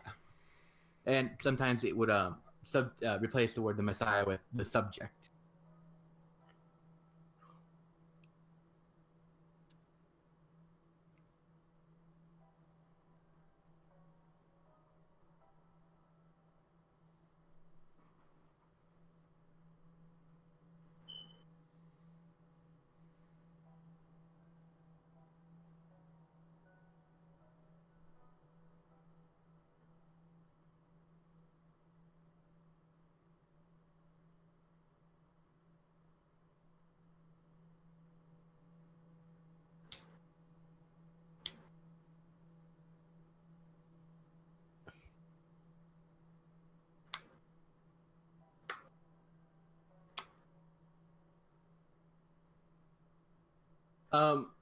So that's a safe. But as you pass this threshold, there's a loud banging sound that comes from one of these windows. You can't really see in it. It is frosted to hell and back.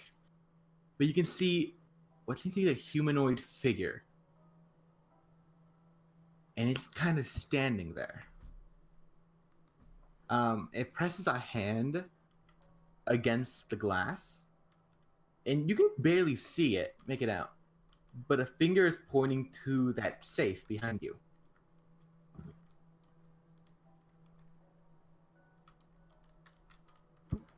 It raises another hand, puts it against another window, and slowly but surely writes out a few numbers.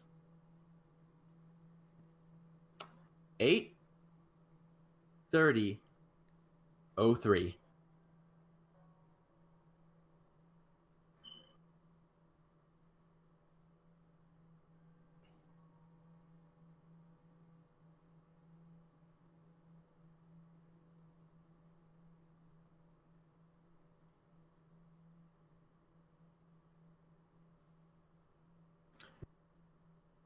You put in your birthday, and you open it, and you see what seems to be a spare key. It's labeled for Tessa's lab. Well, not her specific study room on the first floor.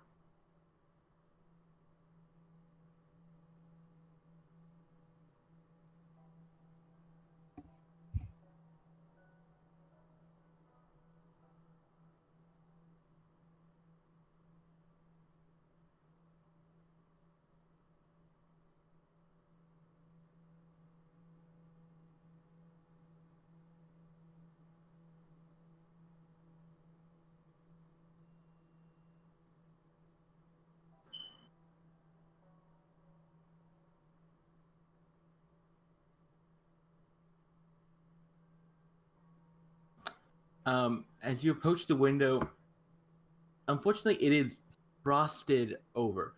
You touch it, and you can definitely feel it. The inside must be, well, basically sub-zero. To the extent you can feel it past this window, that seems to be have these little things that basically say it's heated on this side, but it's still being frosted. The figure is nearly impossible to tell, but you can see one thing, one small feature. Their left eye glows faintly. A red.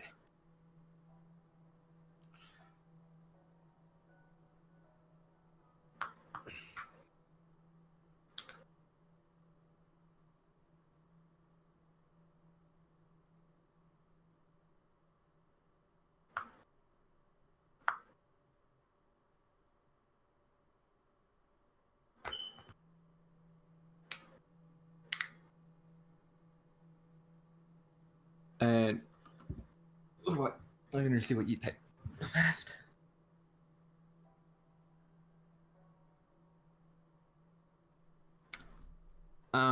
You attempt, but it doesn't open. The hand again, the person on the other side thuds against the window and slowly scrawls the words "go." And then on the fourth window, save, and then beneath that, self.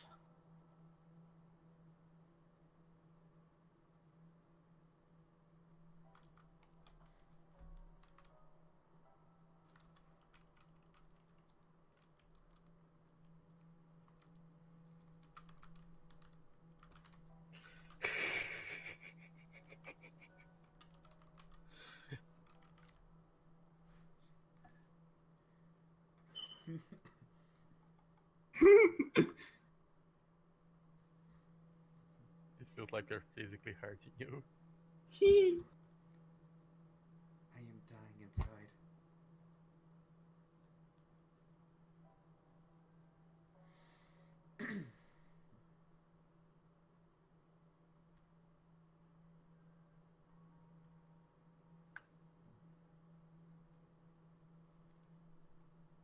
Mhm. You try to open it. And then this time when you use a higher rank key, it still doesn't open, but something appears on the screen, and it basically says, what's it called? Like higher authoritative manual lock.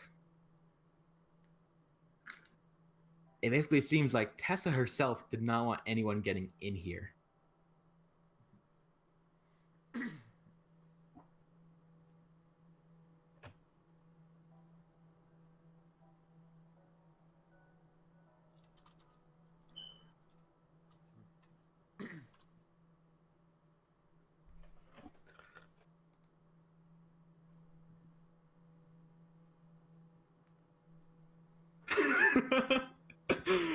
Yeah.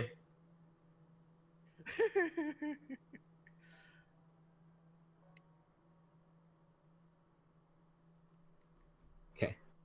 And I assume you're gonna head to your mother's personal lab. Her other personal lab. Alright.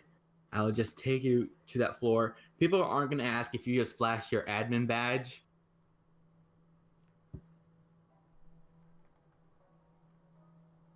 Shift click. I will. Come down. Let me get rid of Majestic here. And I shall bring Abigail here.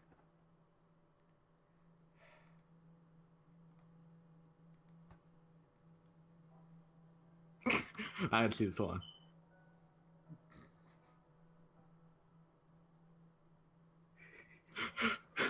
I gotta get in there.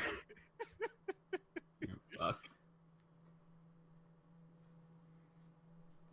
Alright. Gonna do something real fast. Move items. Moving more items. Moving all the items. Excellent. Could you just focus on shift clicking? I'm gonna go. I'll be back. Okay. Perfect. Abigail, the door opens. Sliding, not most ceremoniously, but pretty ceremoniously. You enter what must be your mother's laboratory. Passing that corner, you see giant screens and monitors, a gaggle of information before you. She's not here.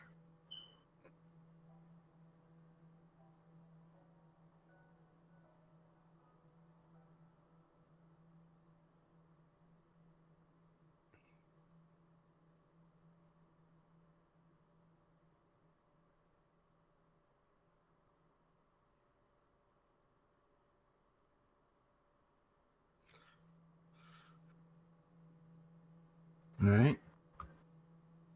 You begin to look around. and you find a bunch of information, different things on fusion, different studies on gods, messiahs. But then you find something that intrigues you, like more than anything else. A single thumb drive, just resting before the computer. Well, not resting. It's attached to the counter, just so it's impossible to lose, and it's just labeled Abby.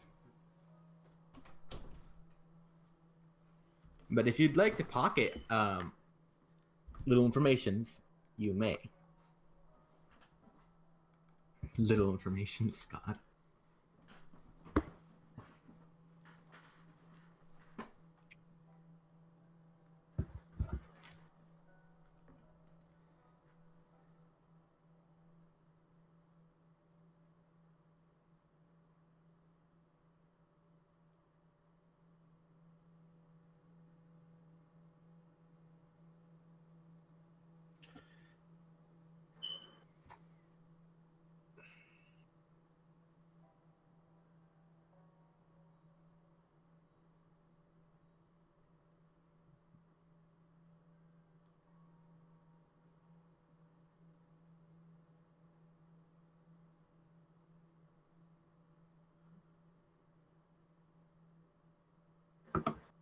Yeah.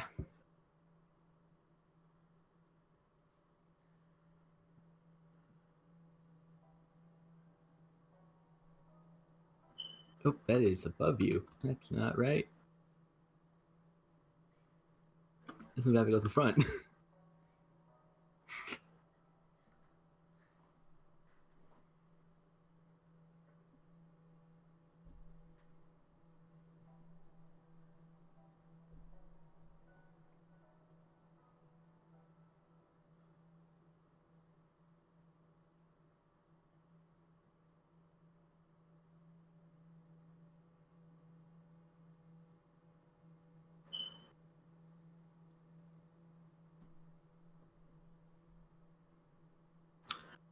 Once you do, it appears on the big screen, and you see.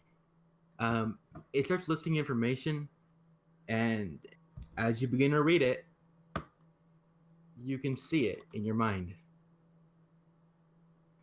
The truth. The truth of everything.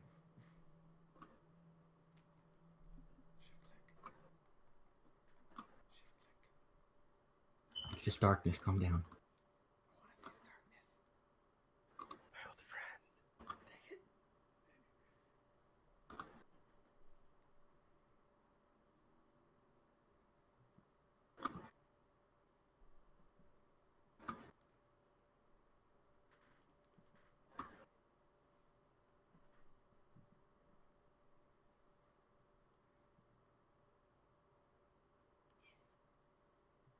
Dominic stands back.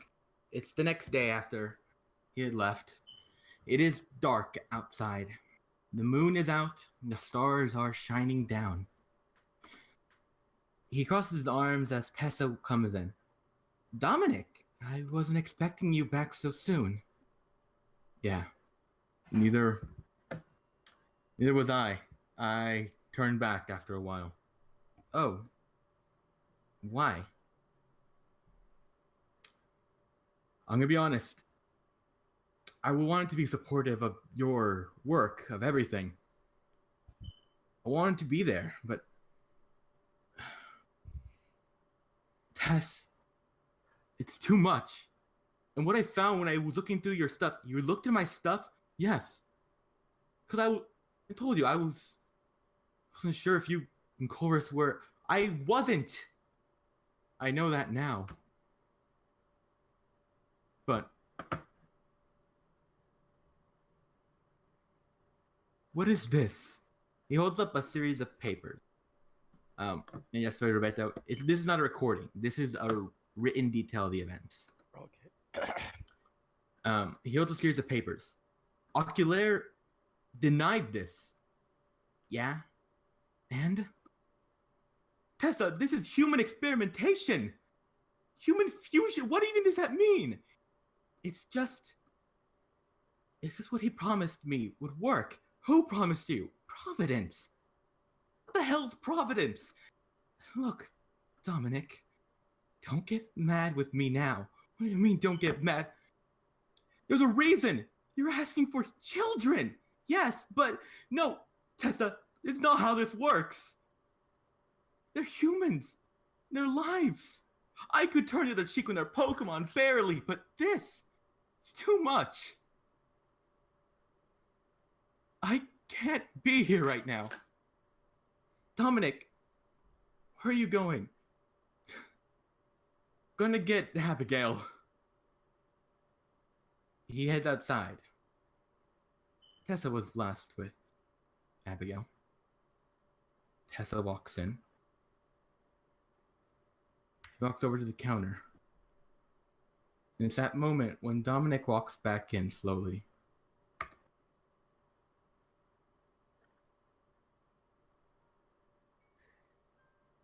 Where's Abigail? Tess, where's our daughter? Tessa does not respond. He looks at the papers in his hands. They denied your research, so you... No, please tell me you did not. It's fine. Look, sweetie, no, you cannot tell me you've done this. Look, it'll be okay. Providence promised me, like I've been telling you, if I do this right, we'll live forever, all of us. Tess, you've gone mad. That's our daughter. Yeah, it's fine. It'll turn out okay. She's like me. She will be fine. No, I'm gonna go get her this instant. Dominic.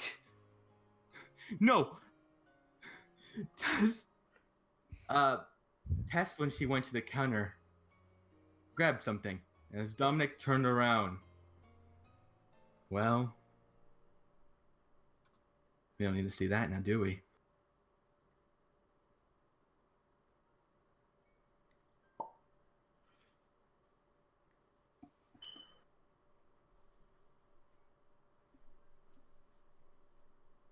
There's a banging on the door. Thud, thud, thud. And then the door is broken down. Chorus enters, panting. Tessa, this research. What do you do? What have you done with it? What are you? My God.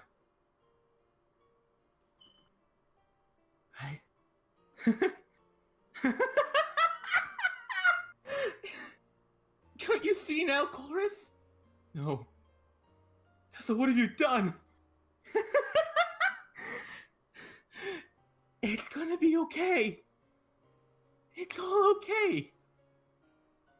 Because when everything works out fine, when everything is perfect, we'll live forever. And I'll have my Abigail forever. Tessa, you threw Abigail to the wild. What? No, I didn't. Tessa? He looks into Tessa's eyes, becoming hollower and hollower. Tessa? No, Tiloculaire. She grabs his coat, puts a knife to his neck. No, you're not going anywhere. Except with me.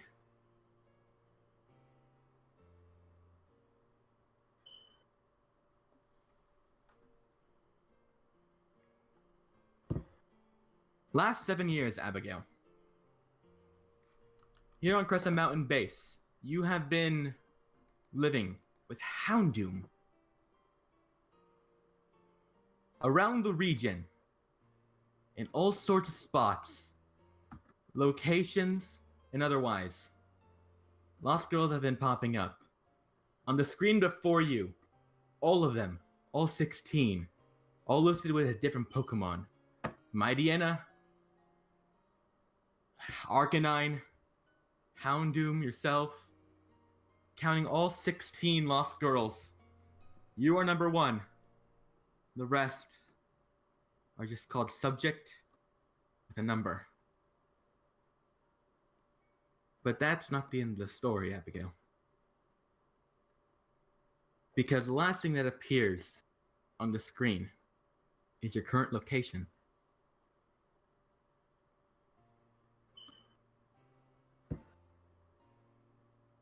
You're never lost, Abigail. Your mother was watching from above the entire 7 years.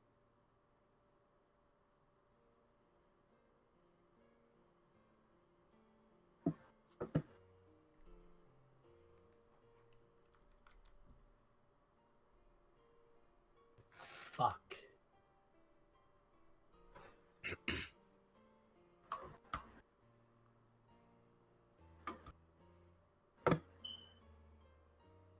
And it's then you hear a door open.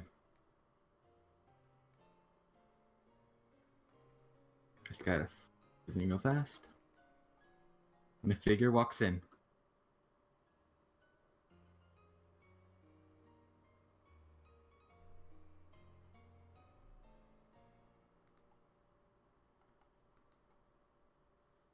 Your mother shakes her head as she looks to you. Get her for me. Real fast.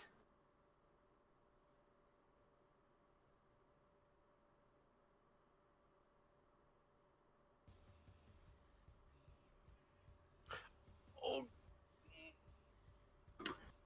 We're gonna do this as an action scene real fast.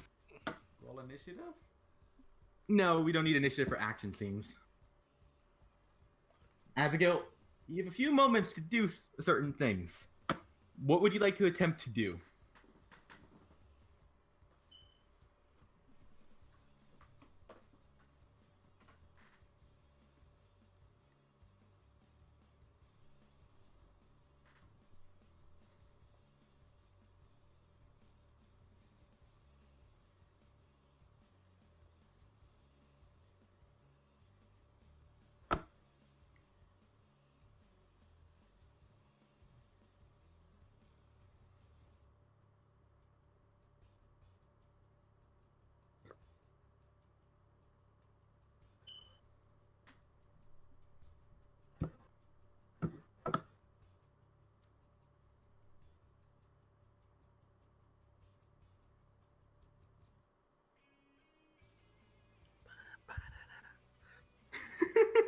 I love the song.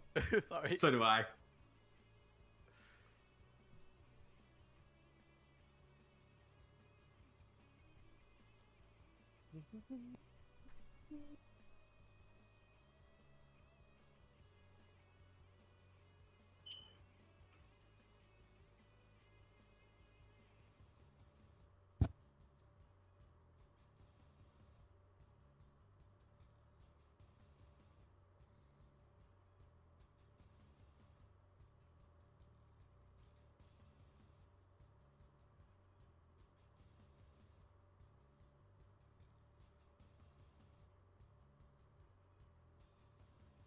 Excellent. For this session, we haven't done many rolls. Computer. You're not gonna have to. Suck the computer. Yeah. Didn't make that a movable object on purpose. Yeah. Didn't know that was going to happen. No. Okay. Tell the truth. No, it was like I forgot to put stuff in the labs when I put them on roll 20. Houndoom is knocked back. Houndoom 1 is going to lunge up here, and stop here. Houndoom 2, I'm gonna give him some damage for that. They weren't expecting that shit. And it's gonna try to get back to its feet, jump on the counter here, and roughly here. We're just gonna wing this.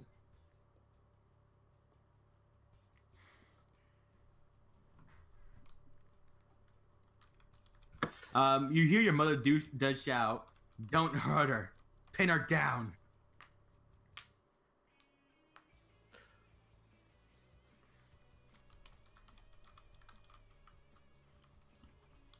Just a little bit more. Oh my god, I can't sense you. This song's too good.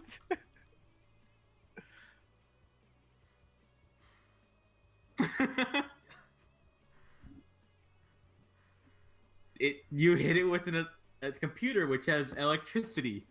Super effective. Jokes.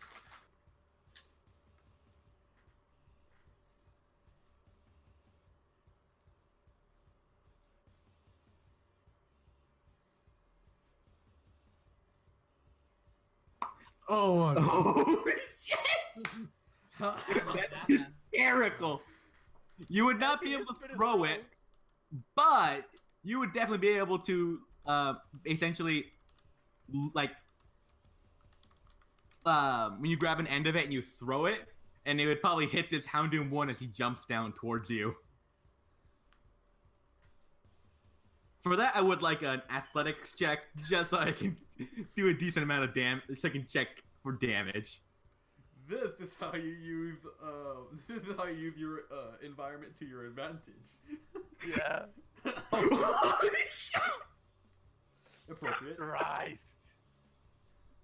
It's hit with a table, and you hear a cartoonish doing.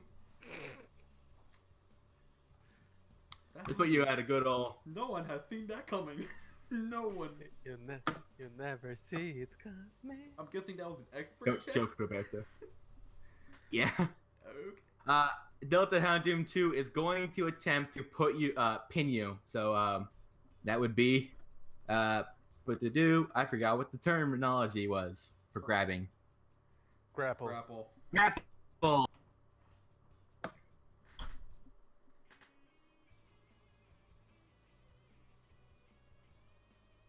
Yeah. Athletics. Abby might still be able to beat it. Oh. Oh.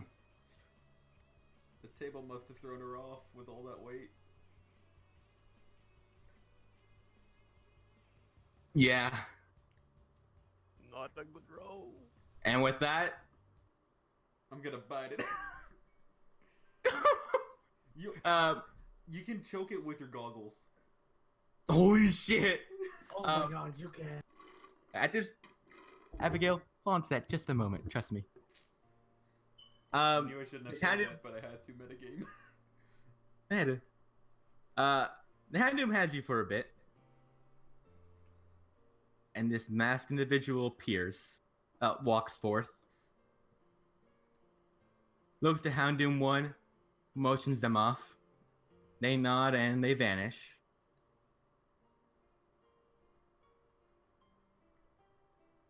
Mother looks down to you.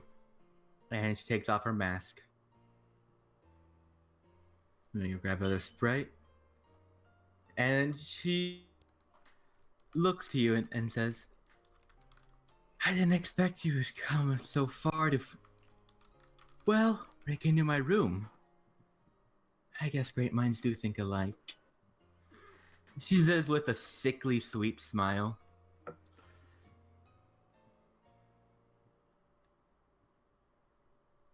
Please do it. Just please do it. Throw the Houndoom. Ariel's currently pinned. Duh.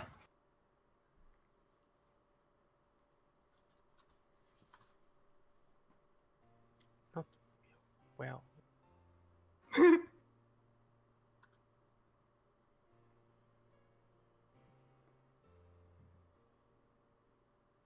Doesn't she have like any Entei powers she could use?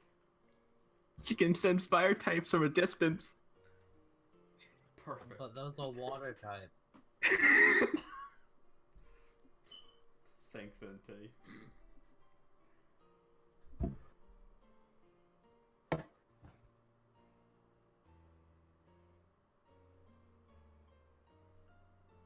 So, we have a main antagonist. Oh yeah. How many antagonists do we already have? We have so many enemies. We technically have two because we know Cyclops is not bad. Cyclops are they're still technically bad guys. They have opposing Everyone motives. hates us. Even we hate us. We are not in a good position. That's iconic. I thought you were gonna say ironic. And it's also chronic. Your mother takes her hand and with a finger brushes your chin up. Face her. It's for you, Abigail. Providence promised me we'd live forever.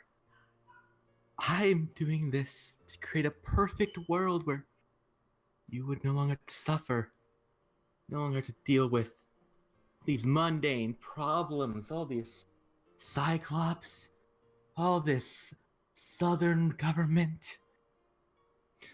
I just had to take a few risks is all. And he promised me everything would be perfect. I'd have my daughter back at the end.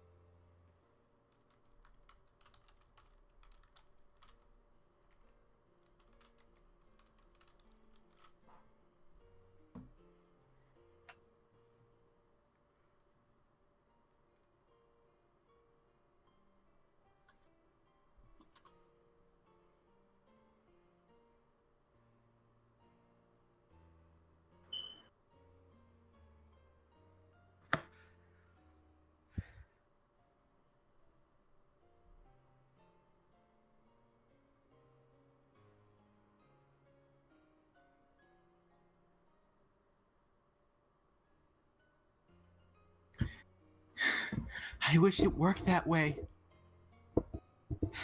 And your father just getting in the way of progress, accusing me of things I never did. But I love them nonetheless. Providence promised. When he wins, I'll get him back too. Nothing will be lost. And I've wanted to see you so many times. When those pines, those damn pines took you from me. So many times I tried to get to you. But this incessant rat-a-tat and you ponder. Damn oracles. When I see him, I'm gonna skin him alive. Kept you from me. My precious, precious Abigail.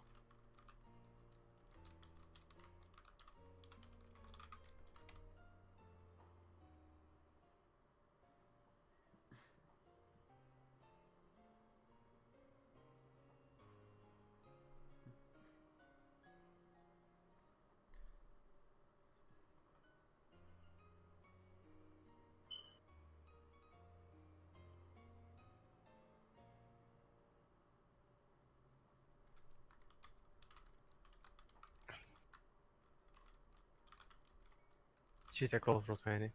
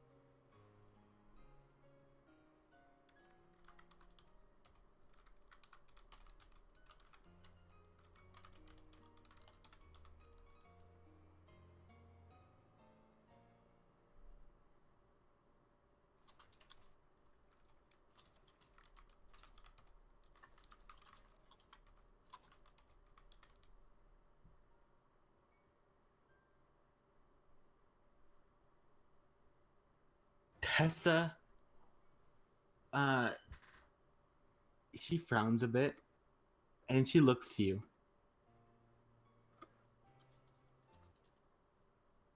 You're going to come with me, Abigail. She reaches back into her pocket and takes out a syringe full of a weird, slightly off-color liquid. It's clear, it looks oily. You look at it and you remember something. That venom that Cinder was injected with. Tessa leans down to you. The mistress of the rainbow will bring you back. You'll be my perfect Abigail again. And the Pines have already messed with the process of, well, the fusion which would have happened with you. Well, that's fine. Who'll just help me out from here on. When you die, I'll bring you back perfectly. Oops, I moved you by a bit. Now she puts her hand to your mouth and slowly begins to lower the needle forward. I need to know what you're thinking, Abigail. Cast magic missile. You're dead to me. Proceeds to grab into the flooring and rip it out on her mom. That'd be hysterical. Someplace, Roberts is screaming internally for some reason he doesn't know. That's Travis committing murder. If Abby dies, Hmm. we need Ponder. We need Ponder. Someone life alert Ponder, please. Life alert, really? Yeah, no, if just for this, Roberto is already going to kill that one. Oh, Travis is gonna kill everything. We should kill Tessa. Who agrees with me? Yeah. Travis is gonna Unless- leave the region and come back with an army. Unless someone stops me, Roberto's actually going to An make army Steve. of nerds. Fucking Oz is going to eat her. Nerds from No, he the just nerds from the put black Biden in internet. block. Who plays an endless abyss? That's controlled by Oh. guaranteed. I want to be mine. We just have Ozzy Keeper inside endless rock pit. No, he's going to chew on her. She is going to die. Yes. She is now gonna be a snack. She is walking food now. On one hand, Egg is thinking for Big Brother to come to help, just like he has in most situations. Abigail, you find you're tempting, and it definitely keeps Tessa at bay a bit because she's like, hold still, damn it! Is, And- is Abby biting hard enough to where she's gonna try to bite off a part of her hand? I think that's what Abby's gonna try to do. Yeah. Abigail, you're thinking of your brother. You're thinking of everyone, the Pines, the pack, your team, everyone. You thinking of them. They're your family. They've been with you for here to help you. And for a moment you feel resigned. But you hear something in the back, faint, muffled. Sounds like a bark. It sounds angry. And suddenly, an explosion! Oh, I thought. Cindy rushes in. Sheesh. Abigail, Cindy, what does Cindy do? Burn everything. Oh.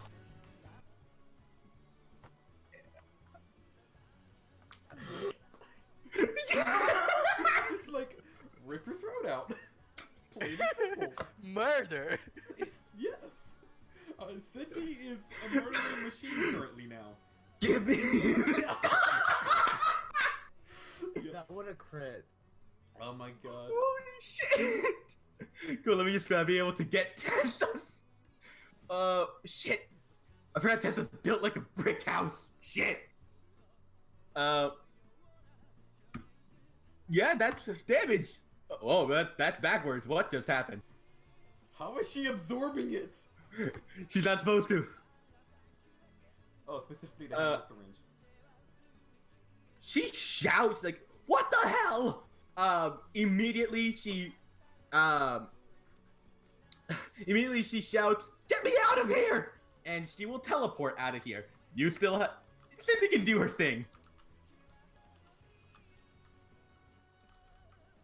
I know this song. Yeah, it's on Bravely Default. And as Tessa teleports out of here, Delta Houndoom is gonna freak the fuck out. GTFO.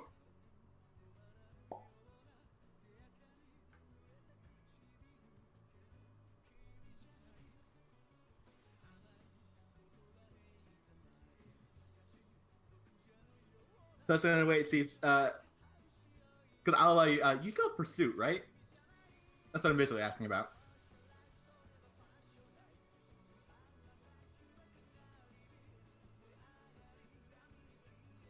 Toggles to the rescue. Oh, you don't, do you?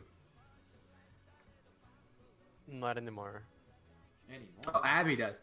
Yeah, Abby can use Pursuit as your mother teleports the fuck out of there. Doesn't that technically stop them from leaving, or no? It does. I don't think it does. I think it just... Depending on how the transportation works, it's either Abby gets teleported with Teresa. Teresa's the only one that teleports out after she gets hit, or it interrupts the teleportation. Because it's an interruption. It says in the description. Yeah. Oh, backwards! And pack up too. Cool. Damage and a tick. That's 10. 10. Delta Houndoom just ejecting the fuck out of here. And I believe Tessa does get away. It's just you do that damage. Depends on how you want to do teleportation. Arch. She's gonna do that. So, just so you guys can have the satisfaction. Satisfact. Satisfactory.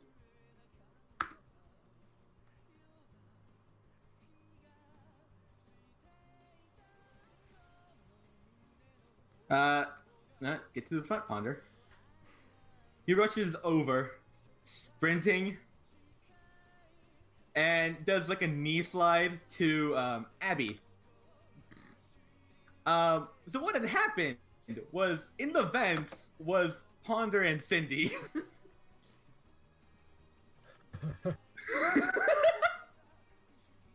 Ponder Okay. attack force.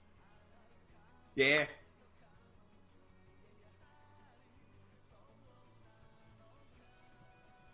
Yeah, he's gonna go over to the side just so you're flanked by your family.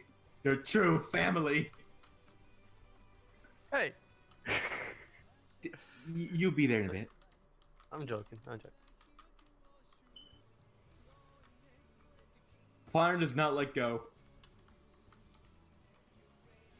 Ponder, he finally does let go. And you can see, like, around his mouth, it is just basically, there's a lot of dried blood. But he seems to be standing, at the very least. Abigail, I'm so sorry. I never saw this. So sorry.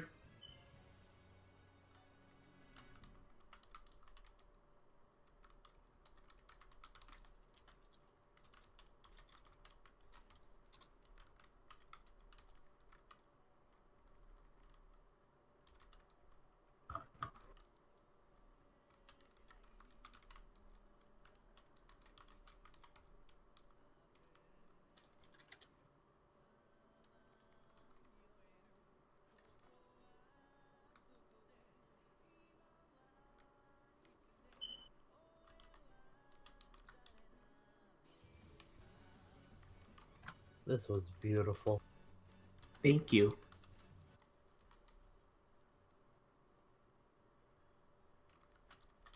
Ponder nods, but then he looks to you and says, "Right now, the important thing is you need to get your team. There's too much happening here right now. Me and Levi thought we had it, but something else happened. Oculaire went mad. This mountain's connected to Cresselia, and we think he's trying to kill her right now." Oh no!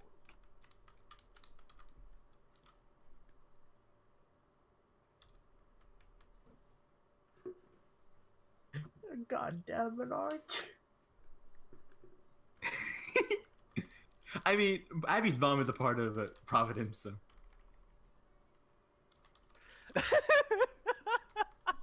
And the government. Ponder nods. It says, Levi is helping me out. We have the coordinates to the rest of your team. You can bring him here, but, well, the exit covered. Shall we get going?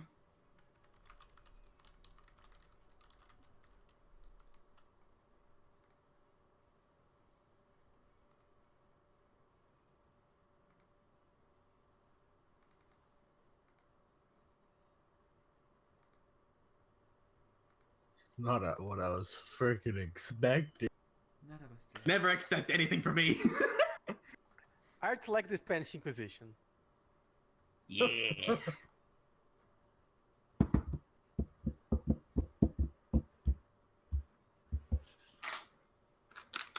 I kind of wanted to go to her rescue, but okay. Ponder, he has more plot importance than you currently. I know. He accepts it. Don't worry.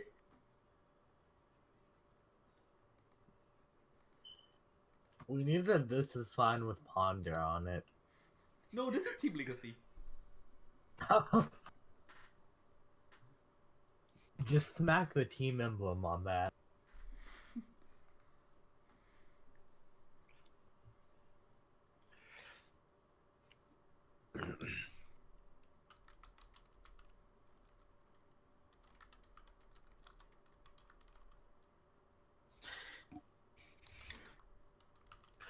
Ponder nods. Go get your team, and come back. Me and Levi will make sure you guys can get into there. And, yeah, I feel bad about him, but I couldn't let him mess up anything. I have respect for his father, but from what I understand, his father's also here. Let's go, Abigail. And Ponder, he flips his hair to the side, and his voice changes slightly. Andale!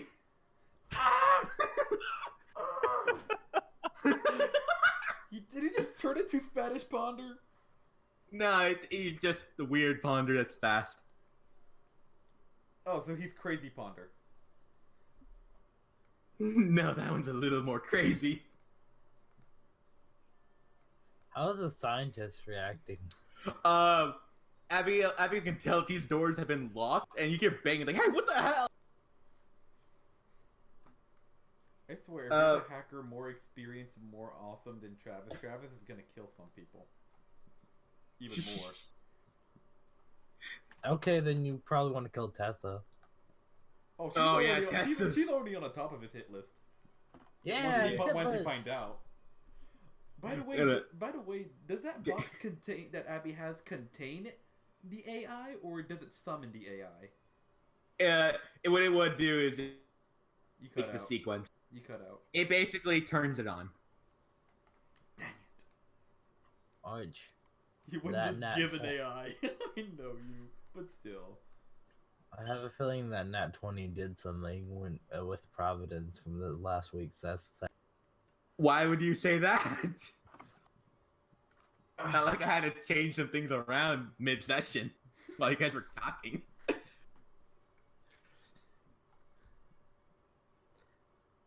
I really think we should make our own region. Make our own Uh, region. It basically became a mask, didn't it? It became like a mask on your Please face. tell me how we're going to do this, Roberto. Conquer. Are we going to pull a we Team conquer. Galactic? So the door We here, can do it. Okay, so the door there, it's been busted open so that basically can't close anymore. Or any other team except Rocket. Jeez. Wait, And as you guys go into the kitchen, you see this scene. And, hold on, let me reveal it real fast. You have to. Guzzle. Levi has a Guzzlord. Punter's like, Levi yeah, has a what? Oh yeah, You guys he's in fought there. I it. remember. Okay, I remember now. Oh yeah, we kick his ass. Yeah.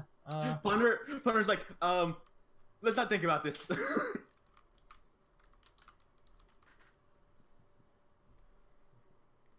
Goes in here. Punter stops and is just like, all right. Not yet. Never mind. Sorry. He pushes it open. The alarm goes off. This guy is already in Guzzlord's hand. He's, oh yeah, I'll do that. Stay down and it No, probably won't eat Guzzle's you. mouth is an good. endless pit. It's an endless pit in Guzzle. Abigail, you can see the beginning of the point of entrance that Ponder took from here. Instead of taking the generic route of the door, you see there's several. Well, in here you see there's a giant ass hole in the wall, basically. Make a circle there. I will in a bit. Maybe. Good idea. Please. Or Oh, I'll that's make it black. or else I'll make it for you, or wow. Shut up. Just wow. It It's that big? was a Guzzlord. Fair enough. Ponder goes through. There's like cables hanging, sparking, all the shit. He passes in and says, "You need to get inside that area, Abigail."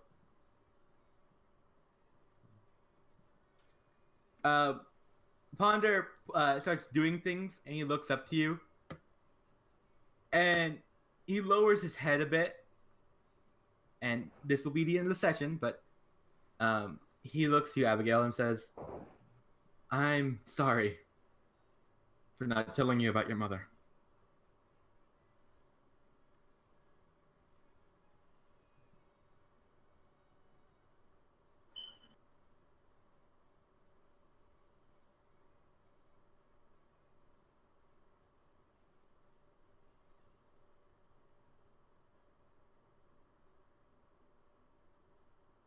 I have to say, right under Tessa is Providence for Winter after hearing.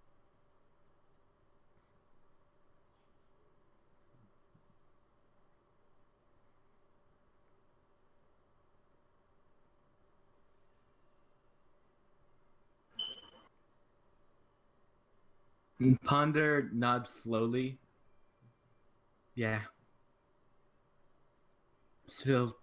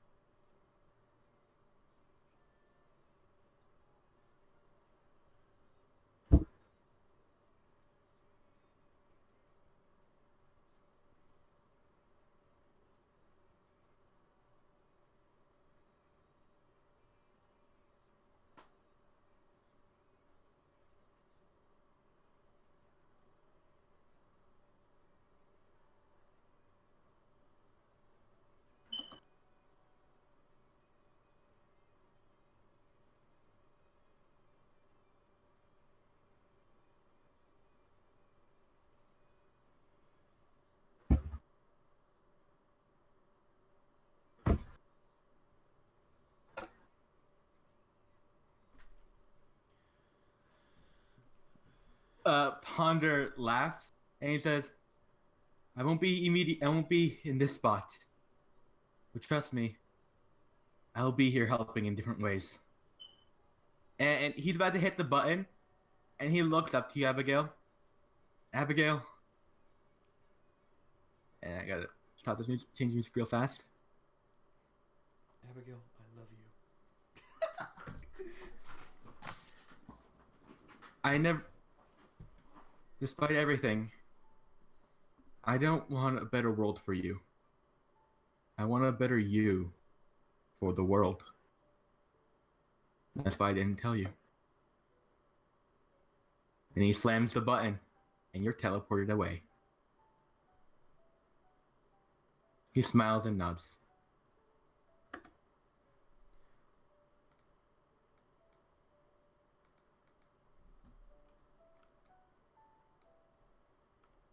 Next time, we wreck some shit. But oh my god.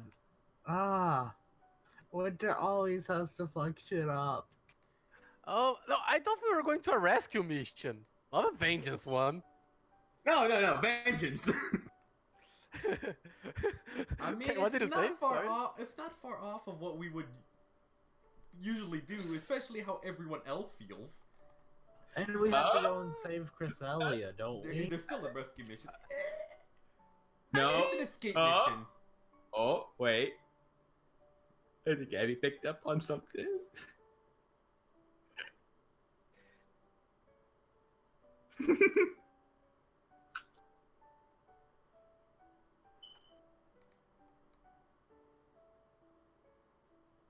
Wait, did Ponder get her Pokemon back? No, he only got Cindy. He was only able to get Cindy. That's Okay, all so she it is needs. kind of a rescue mission. Yeah, Yeah. but to be honest, that's all she needs. But but other Pokemon. Yeah. I mean, Right. Ponder is going to be there. Now we've seen badass Abigail. Gotta rescue the rest of Okay. Team Legacy because the government is crazy now, and gotta rescue the rest of Abby's Pokemon. I thought you were gonna say And- something else. And we have to rescue Cresselia. Look, Cresselia at this doesn't need point, saving. fuck Cresselia. You wanna know what my plan is right now? Find a very strong legendary that's not directly And you serve involved in him? this. What did you think we were going to? Abby was going to say, Arch. No, that what she just said right now. Also, no, aside. Yeah, also the Oh. Messiah. Who is the Messiah? The Did we guy get trapped that? Yeah. the guy trapped in the icicle box. Oh. I mean, if you have a theory, don't put in the conspiracy theories yet. If you have It's an idea what it is. conspiracy series. No, don't put it. I conspiracy, know, put in but this spoilers. one. In spoilers. That'd be a little more suited, but I'd prefer if you guys would send your guesses my way, because I'm curious to see. Well, you made a spoilers channel. Ponder? I That's have fair. no guesses whatsoever by this point. Ponder? That's fair. I can't wait till you guys open that door. I've been waiting for this since fucking Histo. I've been in love with this idea. Wait, is Histo? Since it, yeah, like Yeah, it's freaking Q. It's Q. It's Q. It's Q. It's not cute. necessarily like that's. I told you. I think I told you. It's either 7. Like I planned this at the beginning, but I finalized this version of it in Histo. I finalized most of the campaign in Histo. so it's either that or the Tinkerer. Or You'll maybe- find out. RQ. Or possibly the that freaking Phoenix guy that with a messed up face. Could be him. Maybe. I know it. Okay, so I'm just gonna I mean, we're trying to find the Messiah of Arceus, or just Messiah of... The papers on the subject just said the Messiah. By the way, when do you want me to stop recording? Oh, now. Oh, okay. Because guess stopping in 3, 2, 1. Typically, when I go back to this screen, it's like end. Yeah. By the way, screw you, Art.